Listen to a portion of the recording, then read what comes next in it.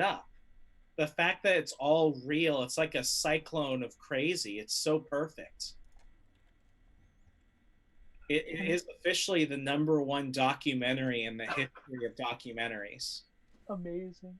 All right, I think I did it. I think we're live. Just now? Really? I think so. Let me see what's going on, because now I'm using the white interface. Before I was using the dark interface that they have now, this new stuff, and it did nothing for me. And now I just did it this other way, and let's see if this works. So go live. It says we're live. Now let's see, how do I go into events? Let's find out. Okay, here we go. Yes, I see it. Now okay, I'm sending everybody the link. I'm so happy now. That's it. Okay. Okay, so click out of here. Go yes, I see it. Well, okay, the Zoom meeting's still the same, right? I'm so happy. Yes, the Zoom meeting is exactly the same. Oh, you're talking about the link to share around. Yes. Okay. So let's do that real quick. And we are 45 minutes late, but well, this is the first time I've ever done this. So anyway, here we go. We're doing it again. We'll do it live. Exactly, we'll do it live. We'll do it live. I'm sending everybody the new link. Here you go. Here you go, Geo. Here you go, Atrox. Here you go, Remzo. Here you go, Fantashow. Yay. Here you go, Ryan. Okay. Wait, where did you send it? Oh, to Twitter. I'm sending it to everybody's Twitter except for Domenica. And Domenica, I am sending it to your Facebook. All right. Here we go. I don't think I got it yet. It's on your Twitter messages. Okay, wow, I see it. Man, I'm trying to do this as lightning fast as possible to make up for what happened. So here we go. I don't have one on Facebook. Lev? Yes? Can you send me one on Facebook? Sure. 1 second. So we keep on Zoom, but like we're looking for So Zoom remains the same as it was, but this is a new link that I'm sending out to people, the BTR live stream, and yeah, this is just, I don't know why this happened. It had something to do with YouTube's newfangled. We were talking about the Branch Davidians, wasn't it? I missed part of that conversation, but I'm kind of happy I did, because now I get to hear it all over again, and so do the good people. But I also just want to make sure that these links are sent out to everybody first. So here we go. I'm writing to Hero Alchemy. Here we go, new link. And make sure to, I hear somebody's playing it, make sure to lower that down or mute it. So here we go. Oh boy. Okay. Okay. Could you resend that link to me real quick? I don't think it went through. Okay, 1 second. That was Ryan, right? Oh, this is Nathan, Fantashow. Oh, hey, okay, Yeah, here we go. Now my screen's like doing all this weird stuff.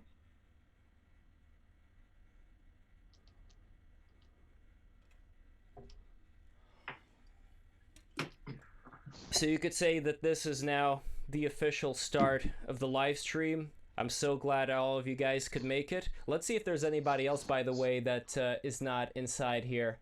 No, everybody is inside. I did not get a chance to, well, now I'm going to introduce you to everybody. So we have Domenica, my good friend Domenica, who I met at this get-together event with the YouTuber slash fitness expert slash Joe Rogan appearance maker Zuby, and we have Daniel Scott Caden, great producer, writer, producer of the Donna Trump-Lovan Siberian Sex Circus. Below we have Leonella, my good friend Leonella. We have Gio,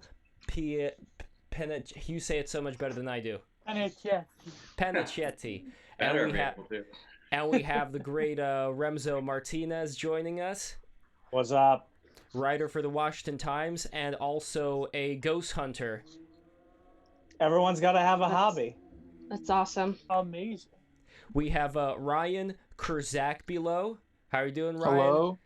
Great animator. Actually, the three people down below are all in animation, interestingly enough. So we have Fantashow, and we have Javier, aka Atrox. Hello. Also, I don't know if you knew this, Lev, but Javier and I actually live in the same house, so he's actually downstairs right now. LAN party. So if I wanted to, I could run upstairs and throw a Gengar at her. You could. I couldn't do that.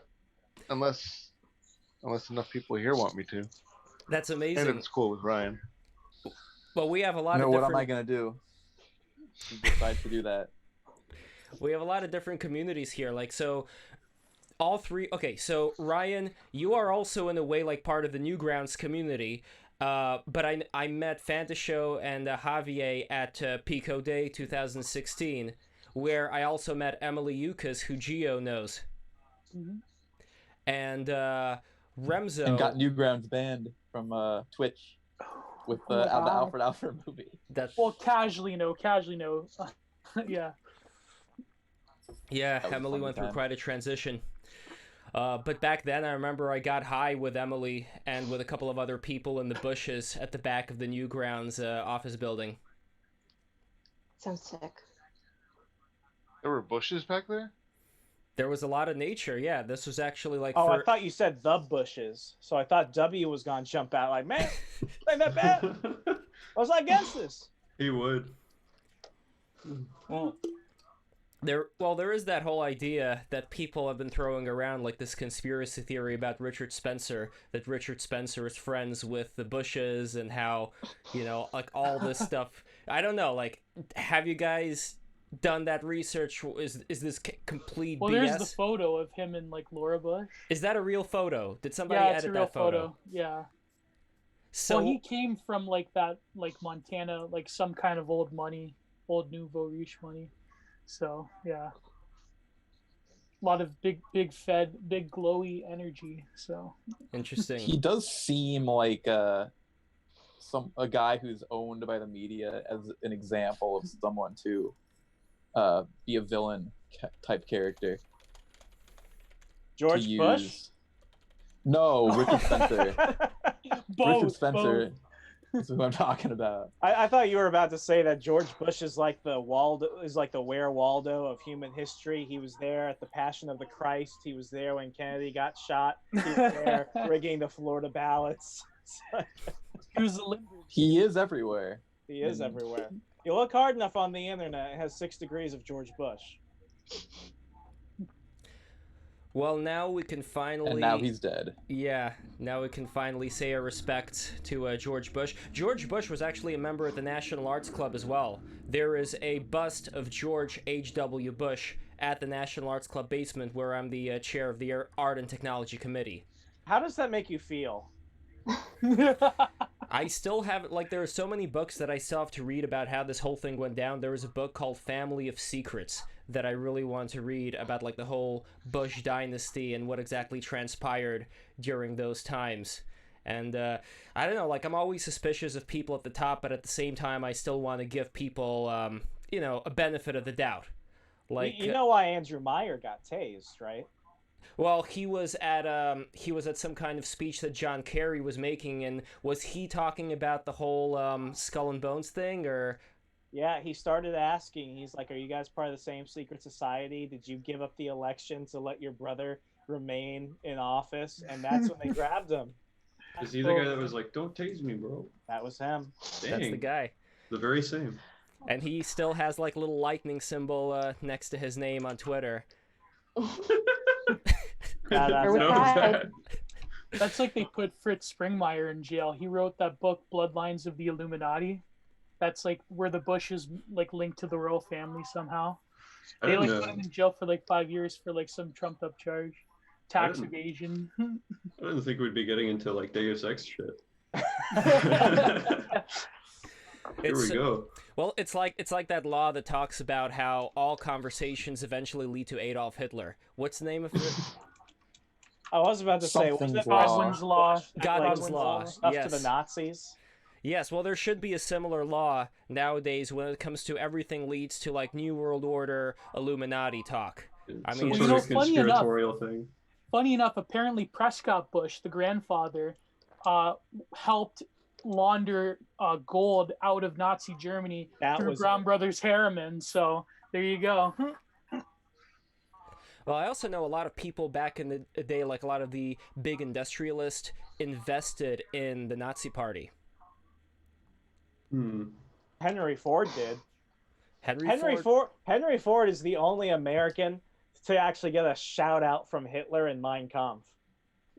What? Yeah, Fordism. Yeah, that's yeah. I don't know. Well, then there's anything theories about that they this funded the Soviets as well. There's like sort of full spectrum stuff going on. Mm-hmm. I forget. I think it was the author Anthony Sutton. He was this academic that got kicked out. He wrote this book about how Wall Street funded the Bolsheviks and funded the Nazis and everything. But what were we supposed to talk about again? Something about the pandemic? Well, wonderful documentary. We'll get to the pandemic, but before that, I wanted to mention there is a very interesting book I started reading called The Red Decade by Eugene Lyons, also called The Stalinist Penetration of America. So that talks about exactly what you were just mentioning, that there were a lot of people, like back in the day, a lot of intellectuals. It was very cool to be a communist, but they also were, what was that phrase, borrowing through, or boring through. They were basically infiltrating all the trade union organizations, kicking everybody else out. So not only did you have to be a communist, but you had to be a Stalinist. And in fact, they said that the other communists, like the other like democratic socialists and whatever, like those were all like traitors to the cause. You know, those were all... not even worth their time. But in the end, they ended up taking over all those organizations, and it was, it was a big disconnect, because people, when they went to Russia, they weren't shown, like, the breadlines and the people being kidnapped and brought into the gulags. And even if they were seeing that something's really weird, they kind of avoided acknowledging it. Like, they didn't even want to bring that news back to their friends in the high society cocktail parties, because they had a certain ideal image of what the USSR was, and they didn't want to shake that. That's where the term champagne socialist comes from. Yeah, exactly. Right. Yeah, Moldbug talked about this recently, if I recall, about how like all the cool people in the West, like all the artist types, were basically, like myself, were basically like communists, like thoroughly. Yeah. And now let's get back to the coronavirus and where everybody stands on whether we should go out or go in, and if we don't go out, what's going to happen to the economy, and how are we going to deal with those repercussions. Man, I'm more afraid about going outside and getting accosted by the cops than I am getting coronavirus. I'll be straight with that. Like, I went out to run errands earlier, and I wore a mask, and my brother, who was riding shotgun with me, I was like, where's yours? And he's like, I don't care. If I'm going to get it, I'm going to get it. And this person's a germaphobe. And he's like, like, if it's that bad, then we should all be dying right now. And to a certain degree, I think he has a bit of a, laissez-faire attitude about it. I think it's kind of serious, but I'm at the point where it's like, it's been a month and a half. Like, I don't believe that, if you're healthy and you're still carrying it, you're a carrier of it. It's like, no, you just have a good immune system. You can go on and live. Let healthy people go back to work. And if you're afraid of it, stay home. There are accommodations. How's that worked out? Laissez-faire according to human life, older human life, people, who already have some fucked up condition already. Everybody dies. I think, well, if you come up with that premise, I would agree with you. But everybody knows everybody dies. But I would rather die later than sooner. And I wouldn't like to die of a respiratory disease. Thank you very much.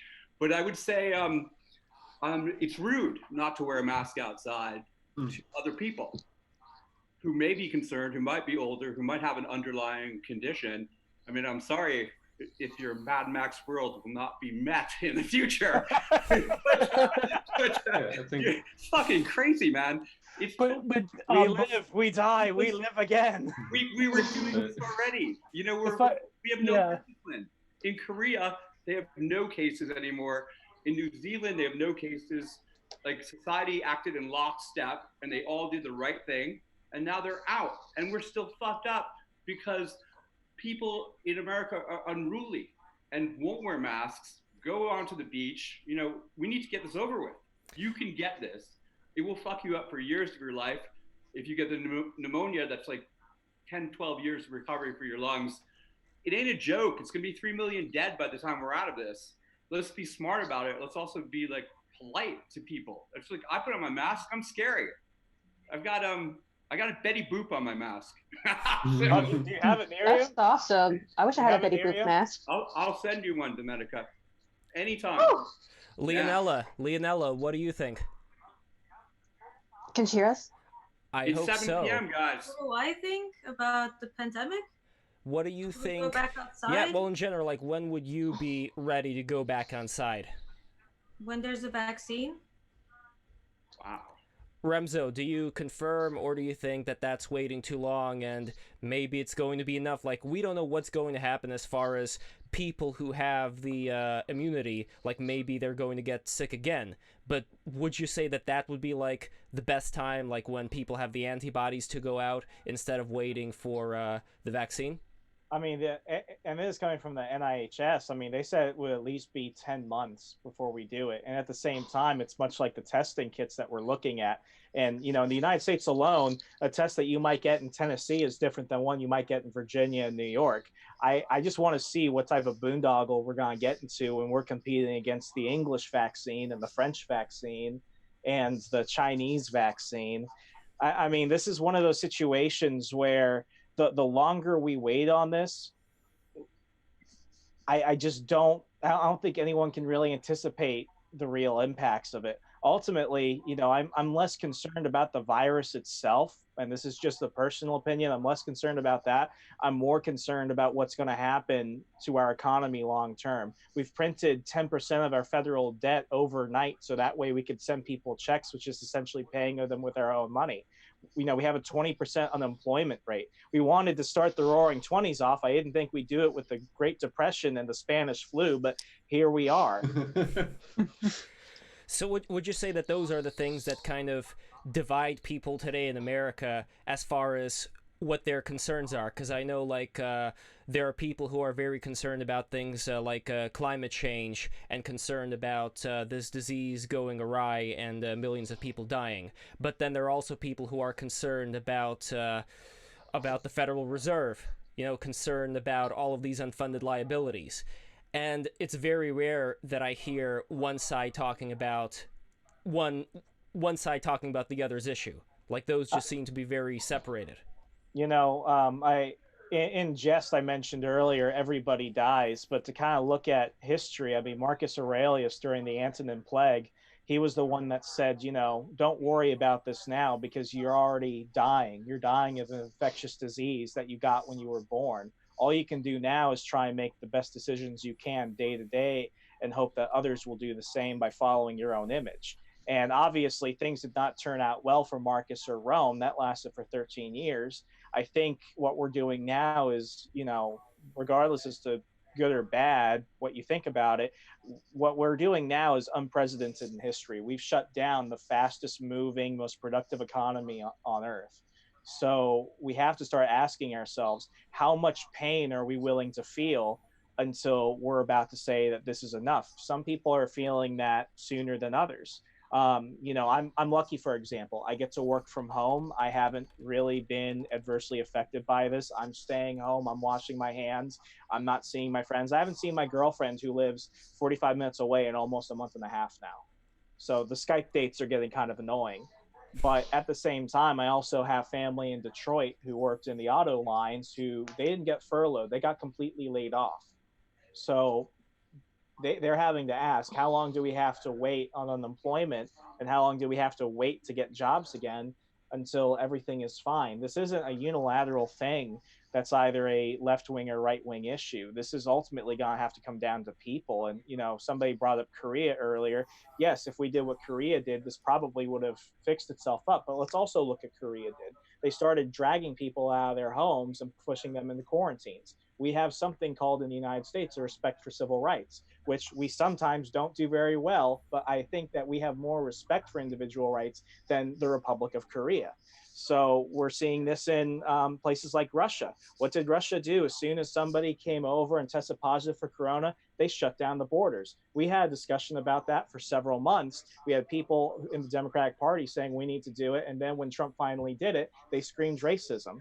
So ultimately, I think if we're depending on the government of any party, of any state, to try and come up with a unilateral solution for it, everyone's going to be mad. It ultimately comes down to us. If you think you can stay home and that's going to be the best decision for you, do it. God be with you. If you think you're healthy and you can go back to work, I don't see why anyone should prevent you from going back to work.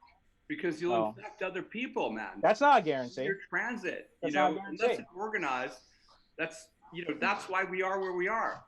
I have a question. We are the worst. Let me finish this, just so everyone knows. And then we'll get to Ryan's question. Yeah. New York City is the worst spot in the nation. Not only the worst spot in the nation, we're the worst in the world. In fact, the U.S. is the worst in the world, except for some provincial Chinese cities that were probably routed and completely destroyed. But we are the worst in the world with that attitude. I'm not being personal in any way, although it may seem so, but we are really the worst in the world with that attitude. Like, everyone does what they want, and that means there's no organization, and more people needlessly die, and getting back to work gets delayed even more. I understand where you're coming from, and I have no animosity towards it. Thank you for being respectful about that. Yeah, this is where we're at right now. I mean, I think that things are going to get worse before they get better. And I'm talking in terms of the number of people that are sick, the number of people that die, and the number of people that do drastic, actions, because ultimately when people can't pay their bills, they don't think properly. Exactly. I agree. Yeah. So, I mean, I don't think there's a unilateral Australia and New Zealand did. I mean, New Zealand's done. I'm sorry. You just kind of blipped out. Can you start over? Oh, I'm sorry. New Zealand is done. They had one fatality yesterday. They basically finished because they had an organized approach to their lockdown. So why don't we attempt to do the same thing? We did do it. Well, let's see, Ryan. We did it late. I will say that we did it later, but then again, we usually don't put a lot of concentrated power in the executive branch. When Trump so much as farts, people make a big deal about it. And he was the one saying all the way back in December, hey, maybe we need to go ahead and start mitigating foreign travel. And people said, no, you can't do that. You can't get in the unmitigated free movement of people. Then he started slowly transitioning to it. And this current immigration ban isn't even a permanent thing. It's only lasting for 60 days. You look at Russia, you look at China, you look at Mongolia, they didn't have that big of an issue. And, I mentioned China in that by mistake, but I mean, when it comes to China saying that, oh, things are fine now, I have a hard time believing them. I mean, we're talking about Wuhan itself. I'm not going to jump into the whole theory that figures are garbage. I agree with you totally. What bothers me about Wuhan specifically, and Lev, stop me if I'm ranting. I mean, the thing about China that we need to understand is that it's still largely a rural nation. The Chinese government has been trying to really push people into the city. So what they do is they started, and this has been going on for 20, 30 years, they started actually really restricting a lot of the basic resources they have. You look at Wuhan, for example, there's a documentary that National Geographic did of roaming, Chinese villages where they were basically moving from one place to another because the government was trying to tire them out. They wanted the supplies and the tools to go ahead and start actually drilling for groundwater so that way they could have clean water. And they petitioned their government for years and years and years. And eventually they just asked, hey, you won't allow us to go ahead and set up chicken coops. Can you bring us some eggs? So what did they do? The government sent them a whole bunch of eggs to last them a few months. And then they stopped asking about the technology and tools needed to go ahead and create clean water. I mean, that's the type of people we're dealing with. In Wuhan itself, they didn't even have a hospital established until September of 2019. So, Russia's got similar problems in the provincial areas that I would love to get into later on. But Ryan, you had something you wanted to say, right? Yeah. This is, I guess, mostly for the people who think we should err on the side of staying inside and being cautious. But the question, and I think it's an important one that for some reason I don't see a lot of people asking, which is, what is the point, in your opinion, that we would be ready to open the economy back up? Like, how would we know when we've reached that point? When we have a vaccine. We can't wait that Okay. long. You may never. Maybe if they had a Which temporary is going to be in treatment. like a year. Well, if they had a temporary treatment that would lessen the severity of it, I think that could probably be something to look forward to. But if I could interject, I think the problem is the psychological ramifications of what's happening right now. One example that is really pertinent would be the death, or at least the putting on life support of expertism. Because when you can't get even basic information, when the media is mining headlines from studies that aren't peer reviewed, that are just basically the equivalent of academia, edu, but doctors posting studies that are very limited test samples. I think the problem is that people are less inclined to believe quote unquote expert opinion. And I personally think that if you're going to go full postmodernism, we should do it. Not that we should do it, but we should embrace the fact that the older ways of looking at liberal democracies as harboring these impartial institutions filled with people who are totally just, Spock rational minds. Oh, I think we're way past that. We are way past that. Welcome to Thunderdome.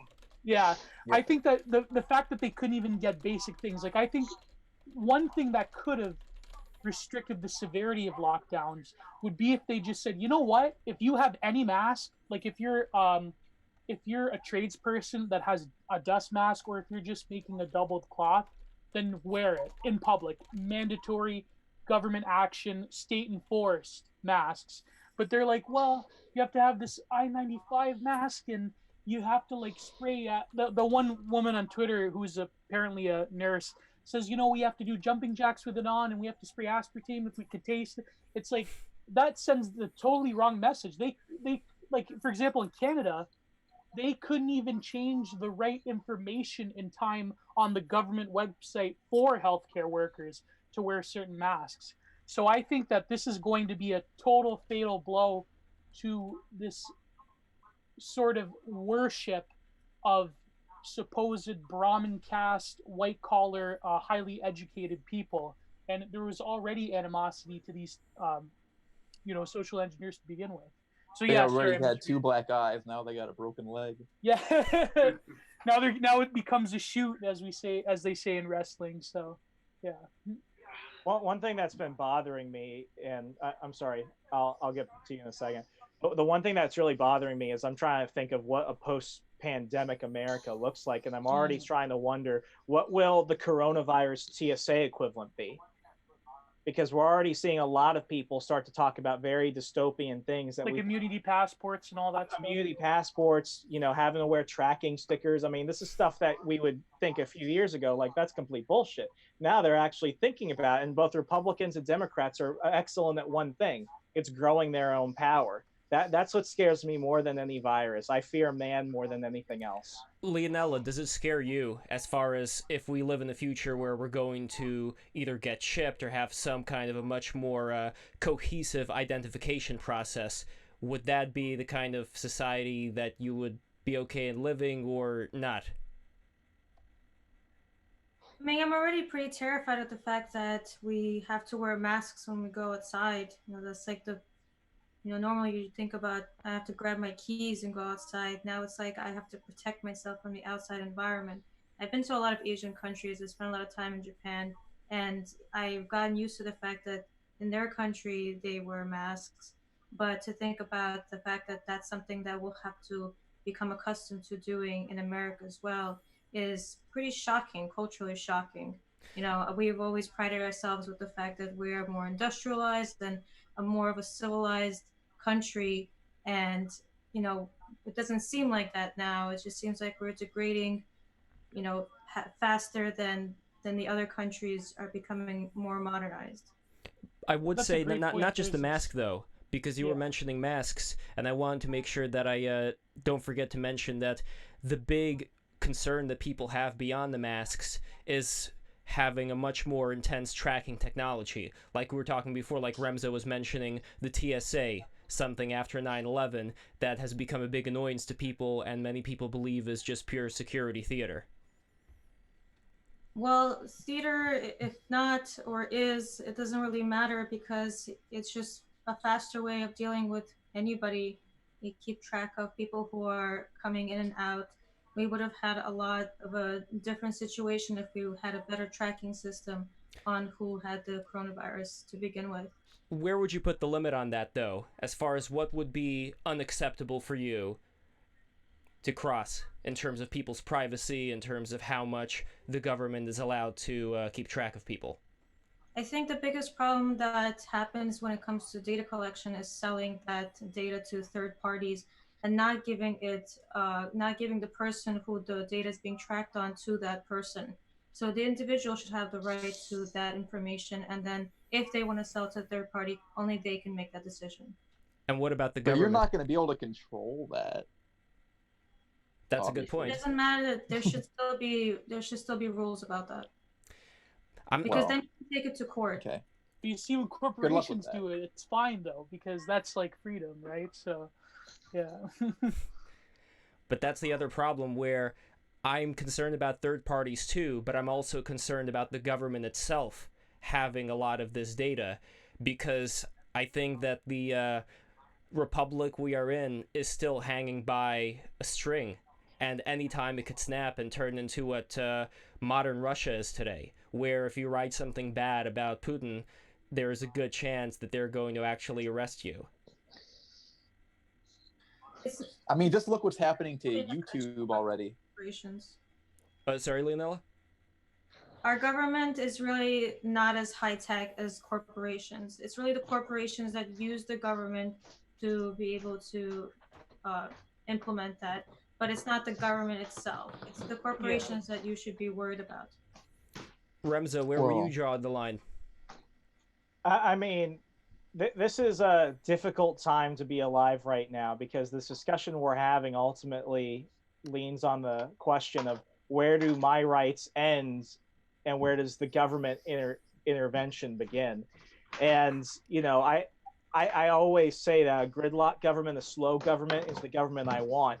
If anything, this is a time where I think one of the questions that a lot of people are now starting to ask is this a good example of federalism?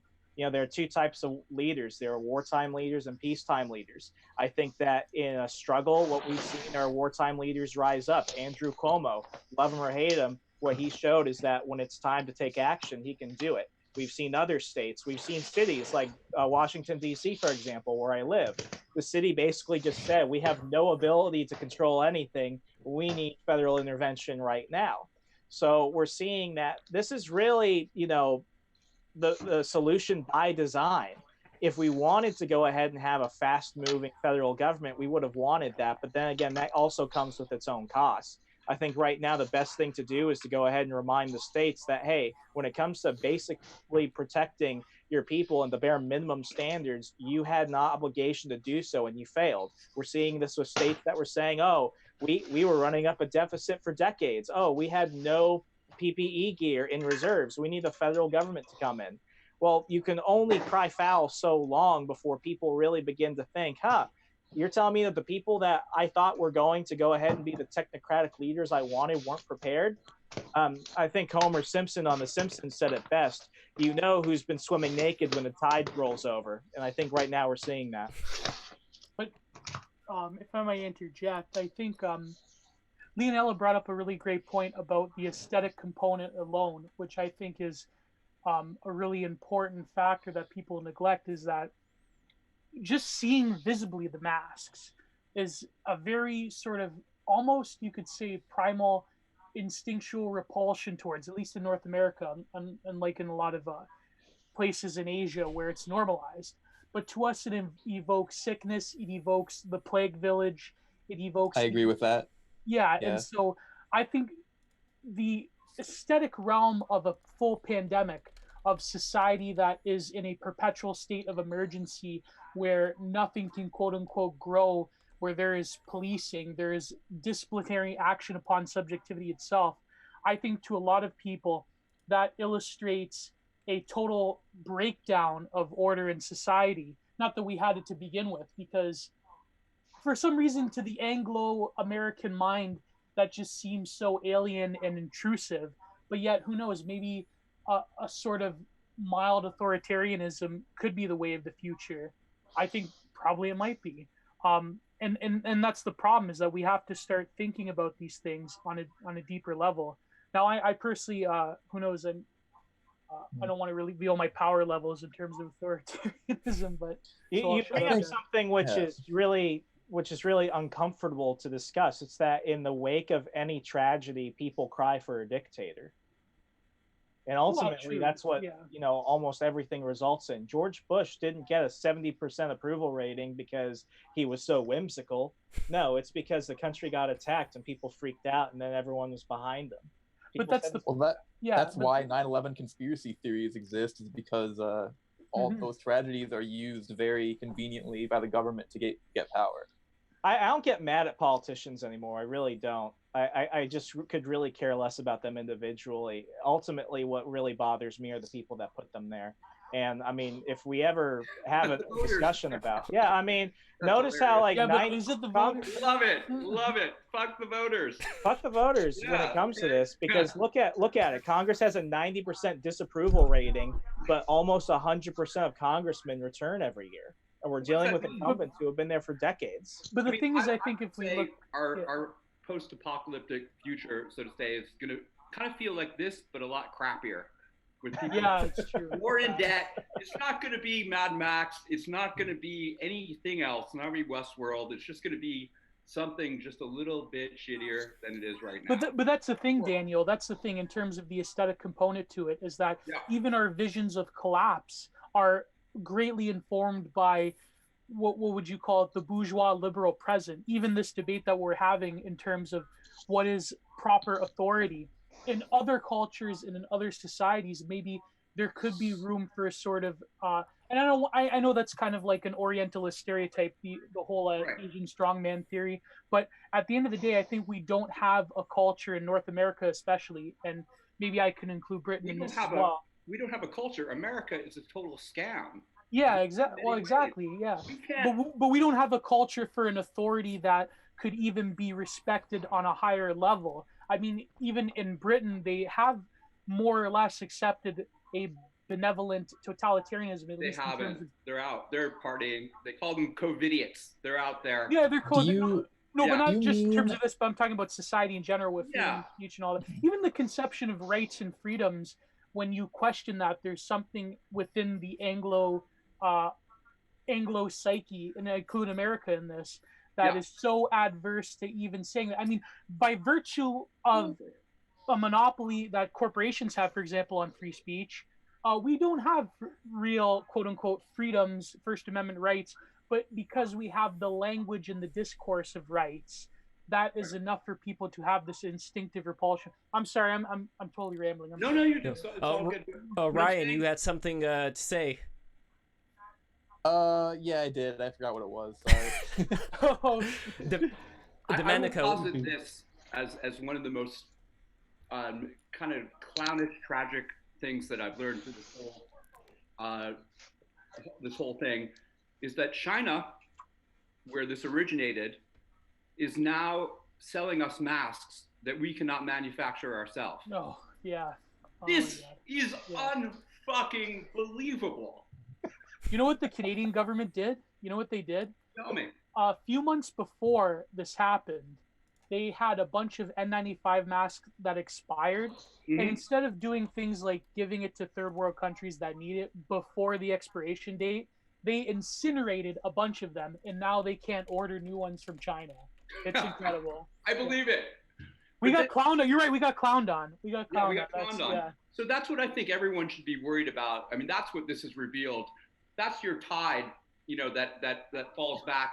We can't do anything. We're unruly. We have no more manufacturing.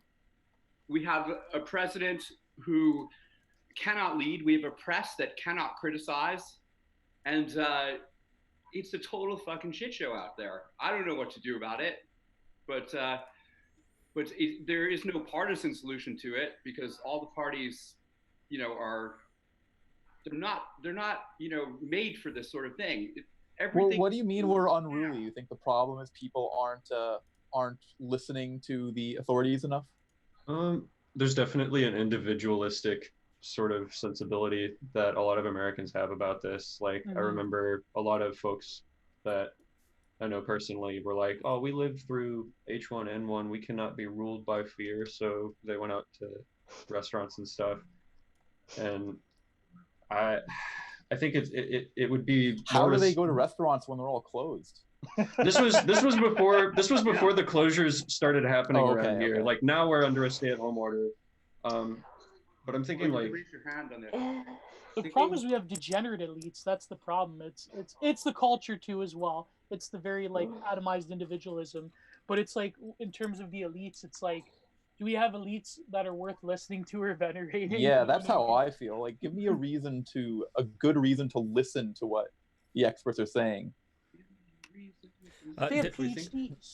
Domenica, I see your gears are grinding. You have a thought, but you're not sure if you want to express it yet. Oh, I guess I've just been trying to wait for the right point to interject in. This is all new to me, so I guess a lot of things, like someone was saying about like restaurants being closed, like I'm living up in Westchester, and a solution was that they're technically closed, you can't eat there, but you know, there's like, you can do pickup, you can do takeout. So I guess that's a solution to the current issue. Like, that's one thing that they're trying to do to keep themselves like running business.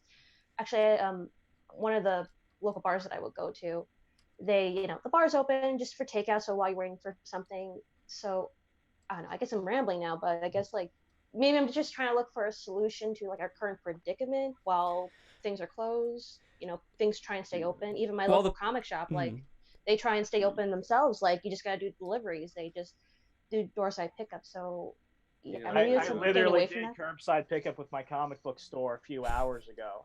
And I mean, you know, I've tried to really take a Mr. Rogers approach to this and really try and, you know, look for the helpers in the situation. I think what we've seen is people either become champions or fail by their own action. Communities have come together in some ways to outshine others. But the thing that I've tried to do to try and, you know, focus on my own mindset and headspace during this thing is I ultimately understand I can't control my neighbors, and I surely cannot control my government. Nonetheless, a whole global pandemic, the only things that we can ultimately do are take responsibility for ourselves and try and, you know, hopefully make something good out of this. Because if we come out of this weaker as individuals, then ultimately we have only ourselves to blame at that point. I'm definitely behind that. That, you know, we can only control ourselves in our own actions, and maybe hopefully that can inspire others to do the same. Maybe, I don't know. Maybe I'm just trying to see this from an optimistic point of view. I think they should get us NEETs to tell people how to live the NEET life. We have to embrace the NEET life. We have to run seminars. We have to red pill people on what it's like to be a NEET. So there you go. NEET nationalism is the way of the future. I don't think we'll be shaking hands ever again after this, and I am so okay with that.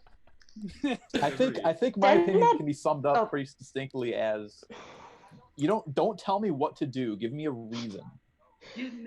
That's how I live my life. Like, you don't tell me what to do. If anything, you try and tell me what to do, I'll do the opposite of what it is. Like, it's a reverse psychology sort of thing. So it's maybe, I guess, you got to find a solution to counter that, maybe. But maybe that's part of the problem, though. I don't know. That attitude. I guess, but yeah. No, it's psychology. Legitimate. It is legitimate. I mean, the problem is people do not have reasons enough to act, and people don't have reasons enough to even trust the supposed best and brightest, and that's become the pathology of Western civilization for, I would think, at least 50 years now, is this degradation of legitimacy at the top. So. Well, like I was saying earlier, our leaders haven't even given us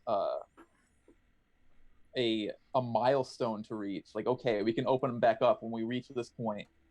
They haven't even given us that. Hard to tell exactly where this is going to go, though. I have been watching, like, you know, the briefings from both, like, you know, the presidential administration and also Cuomo's. Like, he's saying, like, but then again, you're making a point where it's like he's not giving us, like, he's just saying, like, till like it gets lower and lower, then we can start opening up things. Yeah, he's like, talking when is it low enough? We need when's low enough? Like, what's the lowest? Yeah, but people need sure guide stones. That's the problem, is that when you create what they call FUD, fear, uncertainty, and doubt, without that terminus point, of course it's impossible because you can't predict where a virus is going to go.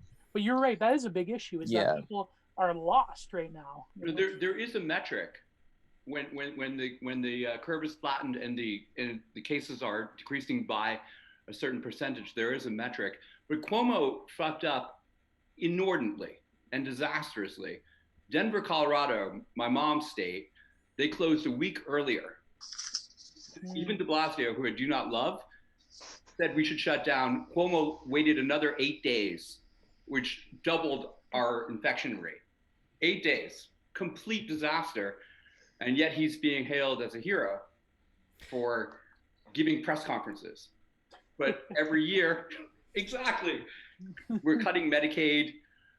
We forced in New York City, I don't know if you guys know this, but we forced the nursing homes to take in younger COVID patients who infected all the older ones, kill them all off, and they, Oh my God! Who came up with that great idea? I'm sorry. Cuomo. I'm just. Of course, but you never hear that in the news because it's going to make Cuomo look good, and we're going to make a certain orange person look bad, and all that stuff. Well, there are nursing homes that are being abandoned where they have the military step in. Yeah. So. That's a good Beatles song, by the way. The one with the lyric "Me and My Monkey." I don't remember which one that is, but you were talking about guide stones before. I believe you said, Gio. We already have guide stones. They're the Georgia Guidestones. Yes, the Georgia Guidestones. I meant to say milestones. Yeah, but the Georgia the Georgia Guidestones do say to lower the population to about a billion people, I think, and that's it. So yeah, that's what Bill Gates is using, right? There you go. Yeah. Here we go. Population control. Gotta bring that population control discussion. Oh boy. Cute little Bill Gates. All right, Leonello, what do you think of the whole population control conspiracies that have been propping up recently with Bill Gates and the chipping and all that jazz? I think people have been watching too much Marvel movies. Fair enough. I haven't watched enough. It's a very dramatic thing for us to, of course, ponder about while we're stuck here. But I think the biggest problem is people telling people that once the curve drops and it becomes flattened, that everything will go back to normal. Well, that just means that whoever got infected, either died or now has immunity, or maybe not because they're not sure yet. There are cases where they're not actually getting immunity, but if you haven't gotten it, you're going to go back outside with everybody else, and then it's just going to be the other half that's going to get sick and die, and you're just going to have another peak. And then there's also the head of the health organization saying that next year is going to be a lot worse because you're going to have the flu come back that we normally have every year, plus people who are now have fibrosis in their lungs from being infected by the coronavirus are going to be at more risk next year. And that's going to be a serious problem because you're just going to have people getting sicker and sicker over time and being less immune to any of these problems because they're just getting reinfected. And there are going to be new strains of the coronavirus and other things that are going to come along. Like, you think this is a one-time deal, but it's not. And it takes a long time to see that. If you just look at it as a larger picture throughout history, this is an ongoing situation, and it's not a one-time deal, and things will just get worse because our population continues to grow bigger. So it's, there is going to be a point though where the cure is worse than the disease, as they say. What does that mean? You got to, well, for example, the lockdown is hurting the economy right now, and there is going to be a point where the suffering that comes from that is going to be worse than any suffering we get from the disease. When that point is, I don't know. I'm just some guy sitting in his room. I'm not a doctor or anything. I haven't looked at all the models or all the data. Well, I don't know what data is reliable and what is not. There was a comment that this guy Showen Overns, shout out to Showen Overns in the comments section. He wrote down recently, "Fear of death is the beginning of slavery." So what do you guys think of that? Because True. I think that that's like That's a true death primordial. denial. As It's a- Ernst Becker said, yeah, that's the biggest. See, you guys don't mind if I do a little spiel? Go for it. Pontificate. Well, before we went live, when we had technical difficulties, I mentioned the recent article by the Italian political philosopher Giorgio Agamben, and he's a liberal and all that stuff, and I'm like, I have to keep my appearance esoteric right winger, but whatever. He had this great point about when the focus becomes just on the protection of bare life itself, when it becomes but of course ethically, we don't want to people to die unless you're some like edgelord or whatever. But when it comes to the state of emergency that exempts all sort of civil rule or rights or whatnot, when it becomes in the name of preserving what he calls bare life, as opposed to something that is greater, as opposed to life that is flourishing, or what the Greeks called eudaimonia, that is the big contention. Do we just live in a state of perpetual suspension, not just of quote unquote human rights, but a suspension of common existence itself? And I personally don't buy the economic argument either. I think that, a lot of the problem is that our economy is built on a hill of sand to begin with. And now we're seeing that a lot of jobs are probably like totally unnecessary. But at the same time, do we want to just predicate the preserving of life over actual living itself? And that is a philosophic question that, of course, the technocrats don't really care for. So I don't want to survive. I want to live. Is that from a Pixar movie? Yeah, I've heard it. I've heard it said somewhere though that it's a lot easier to bring back an economy than people. That was Wally, right? Yeah, that is from Wally. I just saw that. I'm glad we have animation people here too. I'm a big animation geek. I love it. I actually saw that new one they just released on Netflix, The Willoughbys. So yeah, sorry. Wait, so fan the show. You were making a point about that phrase we were talking about, like easier to bring back an economy than it is to bring back people from the dead.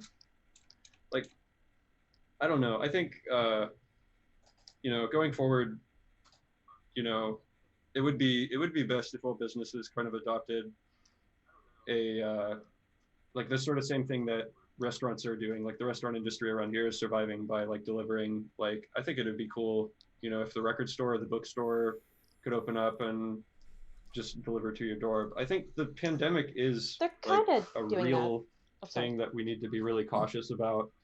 I think people who are healthy and less immunocompromised really do owe it to the immunocompromised to like be cautious, wear a mask to keep their fucking spit particles from flying all over the place.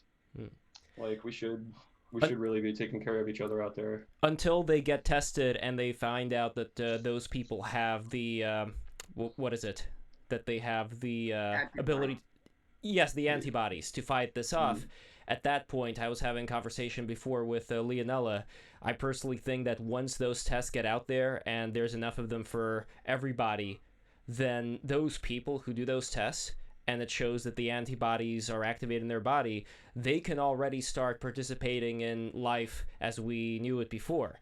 I would still be cautious when it comes to interacting with older people, but if we have, let's say, a certain time when we see, okay, these people with the antibodies, they're going to work, everything's fine, they're coming back home, then finally we can introduce them back into the old folks' home. That is my biggest concern right now, because mostly it is old people and people with underlying health conditions that are dying from this. So I wonder if there is like a coordinated way we can make sure that if we open things up to the people who have these antibodies, the people who are compromised are not going to get infected by any other person. Yeah, I think there might have to be some federal intervention there, because if it's left up to the states, we're all going to go nowhere fast in terms of like a concentrated, unanimous response. I mean, why should Texas have to suffer because New York doesn't have its shit together? Why should Georgia have to suffer because Wisconsin doesn't have what they should have had in the first place? I disagree with that. I think if we're going to have any solution, it's going to be from our local communities upwards. It could also be done by age group. Like, younger people can go back to work first. But yet again, there's. I that mean, you can't uncertainty. enforce Exactly, that with Yeah. a law, but No, that's a very smart thing you're saying. Is they that can't be checking your ID for your age, but like just everyone as a under guideline. 60 stays. Everyone over 60 stays home, and then anyone who can endure this and survive it goes out. That's a way of doing things that's not chaotic. Who knows if this is like the day of the pillow for the boomers? Who knows? I mean, that could It is be a my boomer God. terrible. I'm sorry, I didn't say that. Cut that out. Do you guys Wait. know? live, man. They already saw it. Wait, You who are here doesn't? sentenced to whatever your utterances are. Who here does not know the origin of the day of the pillow? I know what that is. Oh, you don't know? Okay, yeah. You know, never. You explain it, Lev. You explain it. Okay, so there is a meme on 4chan from the phrase "the day of the rope," which I think implies, you know, It came from like the Turner News, right? racist, like yeah. yeah. Is that like some Diaries. Nazi boogaloo? Yeah, but Day of the Pillow is like when you in the retirement home. Never mind. But they have a lot of I different get where you're versions. going with that. They have the day of the rake, good. which implies to Canadians. Yeah.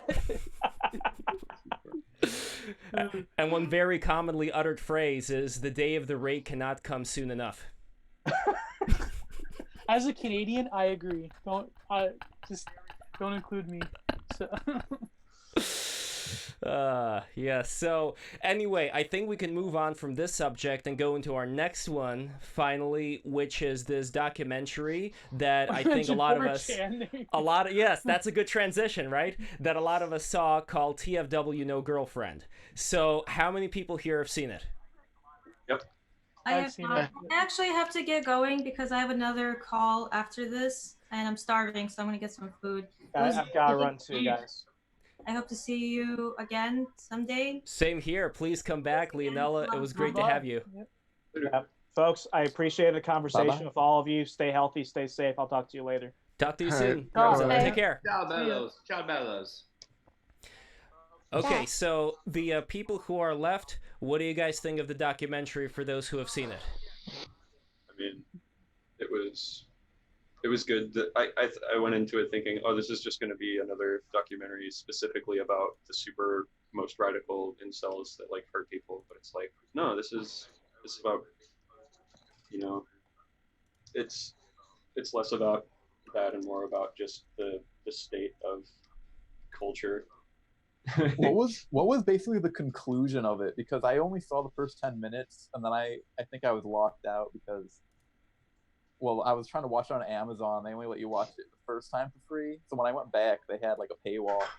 So I was kind of curious what basically they had to say, like as the moral of the story, the conclusion, if there was really one. is I don't think conclusion. there really wasn't any moral. It was just kind of like insight to like why, where these people are coming from, like what makes them. A bunch of guys that kind of Really don't feel like they have any direction in life, and they're Yeah, always on the internet. Basically, yeah. There's one they go back to who's like turned his life around and became a power lifter or something. Yeah. Oh, okay. And he was also good. inspired by Kantbot to read a lot of interesting literature. Well, Kantbot, like, how many people here know who Kantbot is? No idea. I'm mutual. Is that like based on the philosopher Kant? It is based on Yes. the philosopher, but like Gio, I think you've known Kantbot for a longer time than I have. How would you describe him to the people? Oh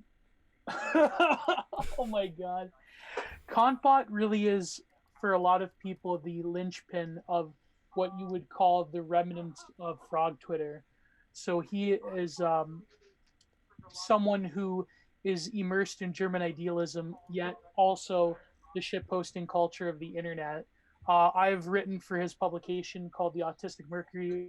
I'm mutuals with him on Twitter. Not to brag or anything, but I think Kantbot is interesting because in the film he describes the ethos of what posting online is. It is something that is total samizdat. It is outside of the norm. It is underground literature in a way. But beyond that, I think he had really the best description in the movie. If you had to watch this movie for anything else, watch it for his description of the dichotomy between what a Wojak is and what Pepe is. Like Pepe's like your trollish, exterior and anonymous persona, and a Wojak is like your inner sad boy. You know what I mean? Like it's your inner insecurities and being a total destitute in liquid modernity. But yeah, I can't really describe Campbot. You just have to go on Twitter and look up his tweets. That's the only thing I can say. So Well, the They should Pepe. make a show about Wojak. It could be called Wojak Horseman. Well, It'd be good. It'd be what very relatable. What I'm curious about is we have 3 people here from the world of animation, 1 person here from the world of New York. I don't know if I should say high society. Daniel, your camera is not on. Are you still here? Because your microphone is not on either. I don't know what's going on with Daniel right now. Yeah, I think he went to go to the... Okay, he went to go somewhere, so we'll skip Daniel for now. Domenica, I don't really know, like... I don't like putting people in categories, but like for the sake of talking about circles... What circle would you say you have been mostly a part of? Like I met you at the Zuby get-together. I'm like hearing something in the background. Yeah, somebody's playing I something. think it's like the video link I put on my computer, so like I can just focus it on my camera here. So maybe that's it. So circle, I guess to get to your question, unless do you still hear something? A little bit, yeah. A little bit, yeah. Yeah. Maybe it's an echo. Thanks. I never really considered myself a part of like a specific circle. I guess I'm more of a person that likes experiencing or like conversing with different people of different backgrounds and different walks of life. Like, I guess maybe I would say I've kept mostly up with like entertainment, like gaming, and like I guess I could say I'm like, I don't know, I don't want to just say I'm a gamer, but like I guess circle wise, I'm just I'm open to that. I don't know if that's like a You're open to a lot of different opportunities. So I think you're kind of like in the best place, I think, of a lot of people, because there are people who put their entire lives into being in a particular circle, which I think prevents them from getting any new information in. But since you are much more of an open vessel, for lack of a better term, in terms of like being curious about new information, which is why you decided to join us here, I think that is a very positive attribute. I definitely would agree with what you're saying, and that's why like how I met you was through that meetup with Zupi, because there was a lot of people there who were wanting to have freedom of discussion, to have conversations on things that they would be like shot down, like, or they'd be labeled like an is of some sort. So that's why I went there. That's why I was following Zupi. I followed Zupi on Twitter, and I said, hey, you're doing this thing here, I want to join. He said it was okay, so I did, and that's how I ended up down there, because I feel like up here where I am, I'm living in Westchester. Even then, it still feels like there's some things that are taboo to talk about, and I don't like that. I like that freedom of discussion, and I like that being able to talk about ideas and all that stuff. Just to like, I like that. I like to learn something or get closer to a sort of truth or to different points of view. That's how I feel like that's a more diverse train of thought. And I think that leads to better conversations and better relationships overall, like where it's not like that, or where you're not like being pressured to be in this mindset. If you're not in that mindset, like you're cut off, like they and all that stuff, where it's just like, hey, we have different opinions and respect that. That's what I'm for. That's what I strive to do, and I strive to meet more people like that. That's my kind of way of going about life. So basically the opposite of the mainstream media.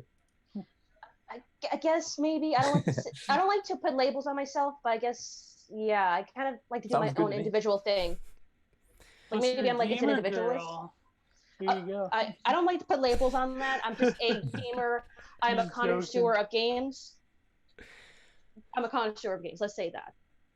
Well, this is something that I was talking before with Gio about, and what I'm curious also from Fantashow and Javier, what you guys think of this.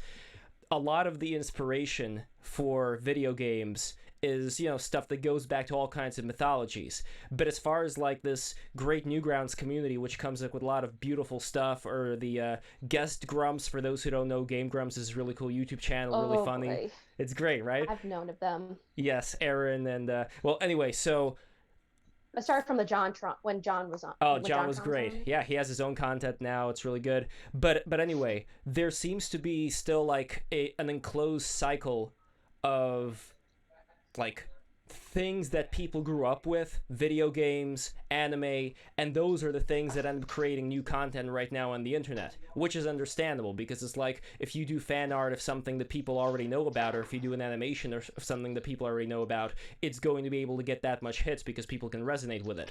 But what I'm curious about here is like, even though we do have things that come out like Sick Animation, Salad Fingers, we have a lot of great original content, do you think that there is still something that could be done to unleash an artistic renaissance for the people who may be kind of just like stuck in only thinking about video games or only thinking about anime? I Are you think it's saying? maybe. Oh, sorry.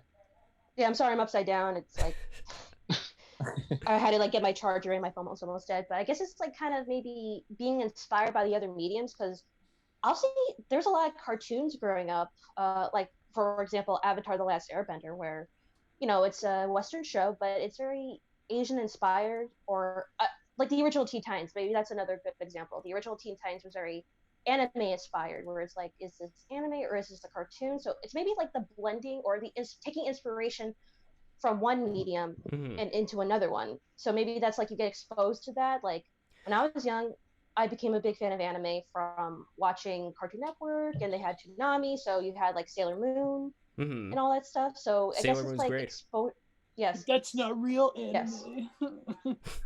But the interesting thing about Sailor Moon, by the way, like I was talking about inspiration, Sailor Moon has a lot of mythologically inspired design. So like the staff that Sailor Moon has, it's very reminiscent of a lot of these Near Eastern religious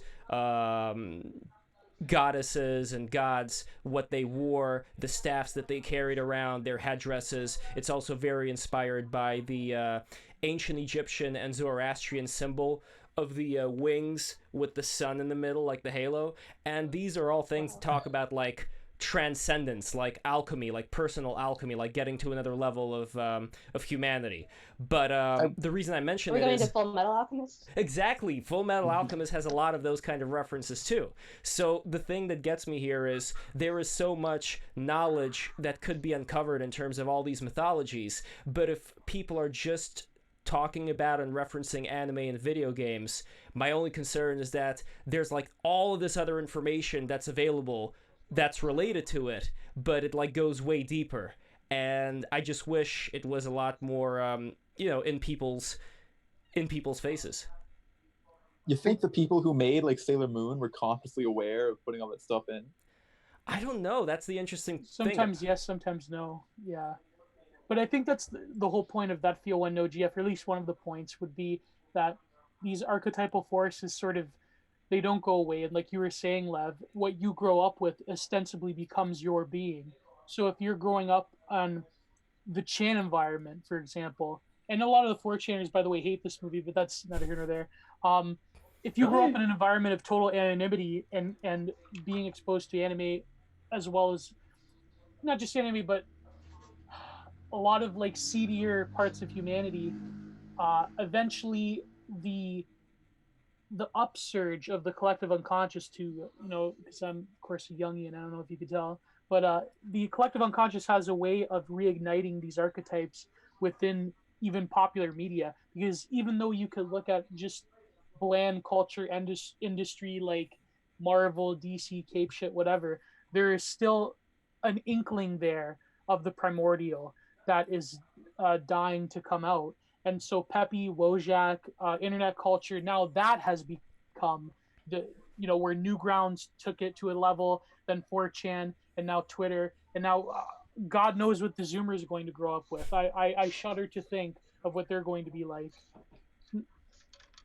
Well, you were mentioning right now Cape shit, and I don't want to let that slip by. So when you say Cape shit, what do you mean by Cape shit? Like the most mainstream, like comic book type like nerd, like Reddit nerd culture, I guess you could say.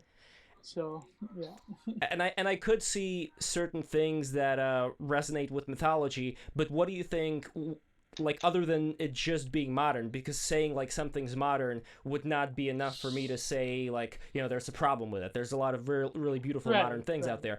But what would you say is in these superhero movies that rubs people the wrong way. You mean me personally? Well, when I say people, I mean Oh. people who are, Because I'm not a normal like represent. No, of course not. But it would be people who will, let's say, be more of the what do you call it?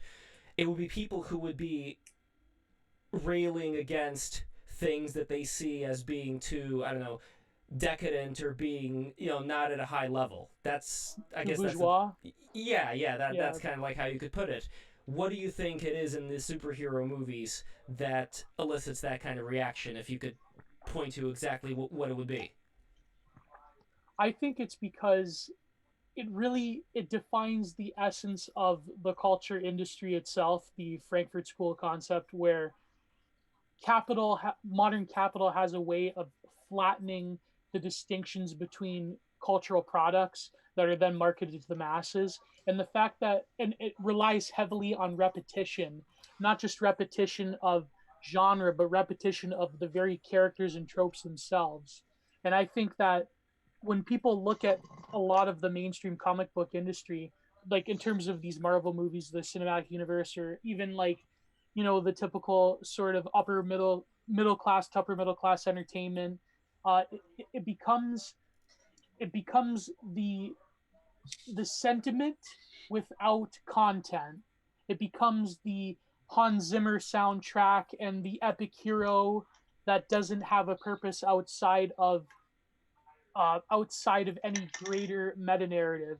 Put it this way: it becomes the high fructose corn syrup of Joseph Campbell's Hero with a Thousand Faces. I think people now are starting to realize that these mediums don't have the same staying power as what we consider traditional kino auteur filmmaking.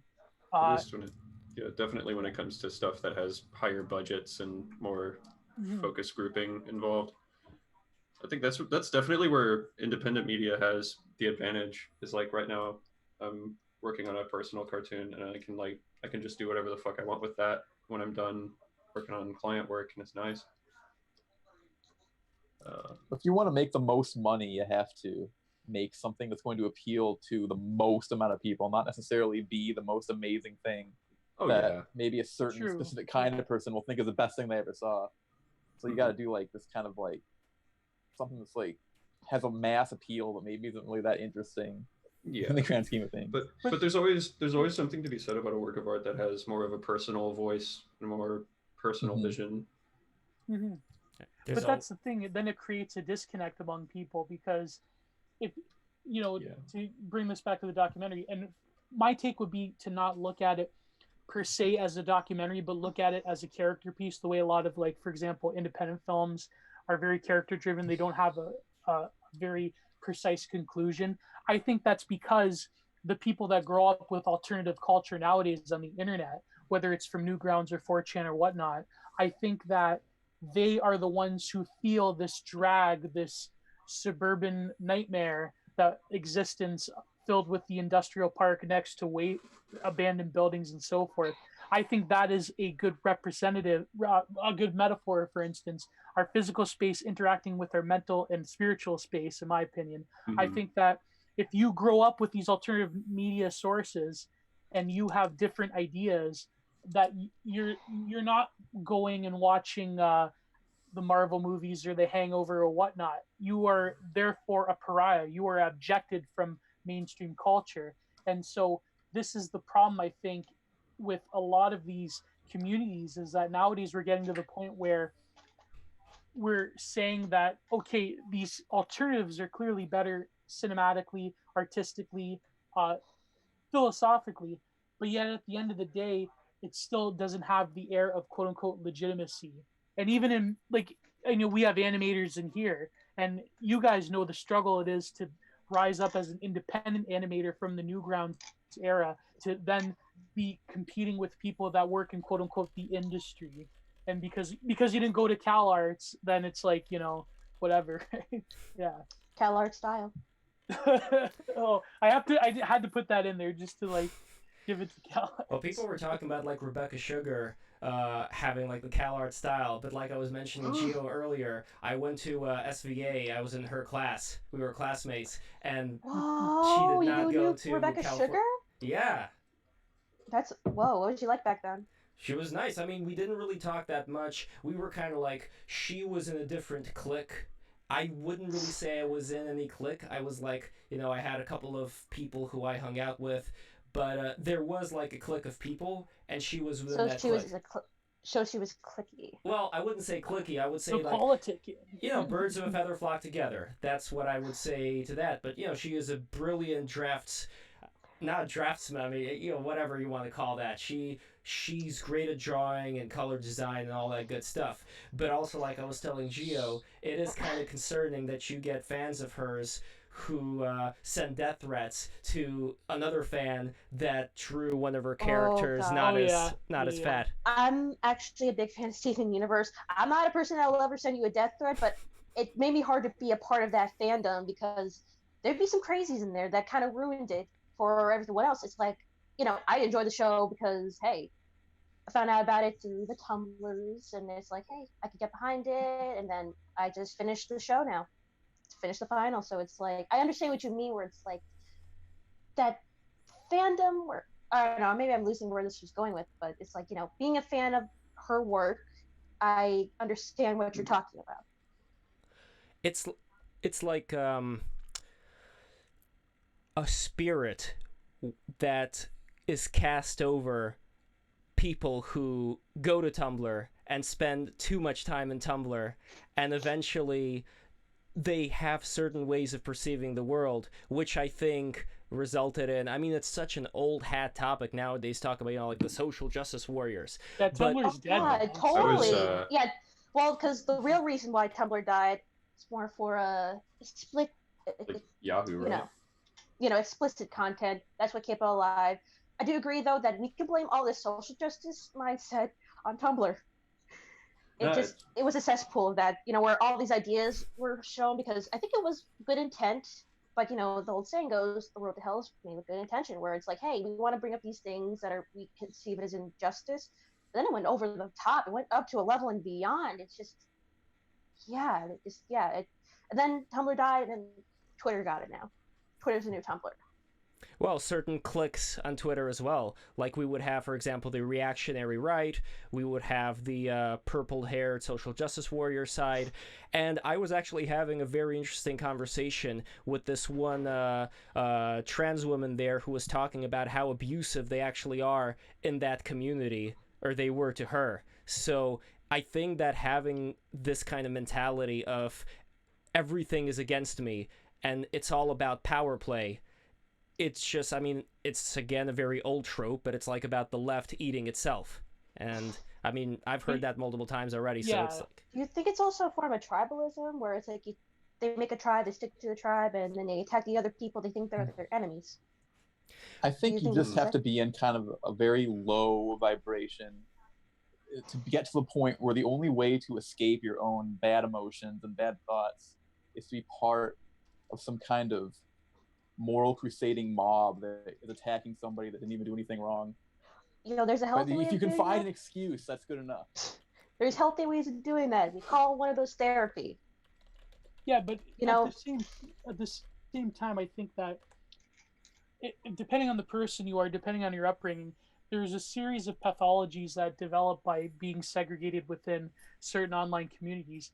If you were like a very OG internet person that was on something awful, then you're going to be a particular person now. Or if you discovered 4chan, then you're an anon, going down various rabbit holes that seem very chaotic and very alienating.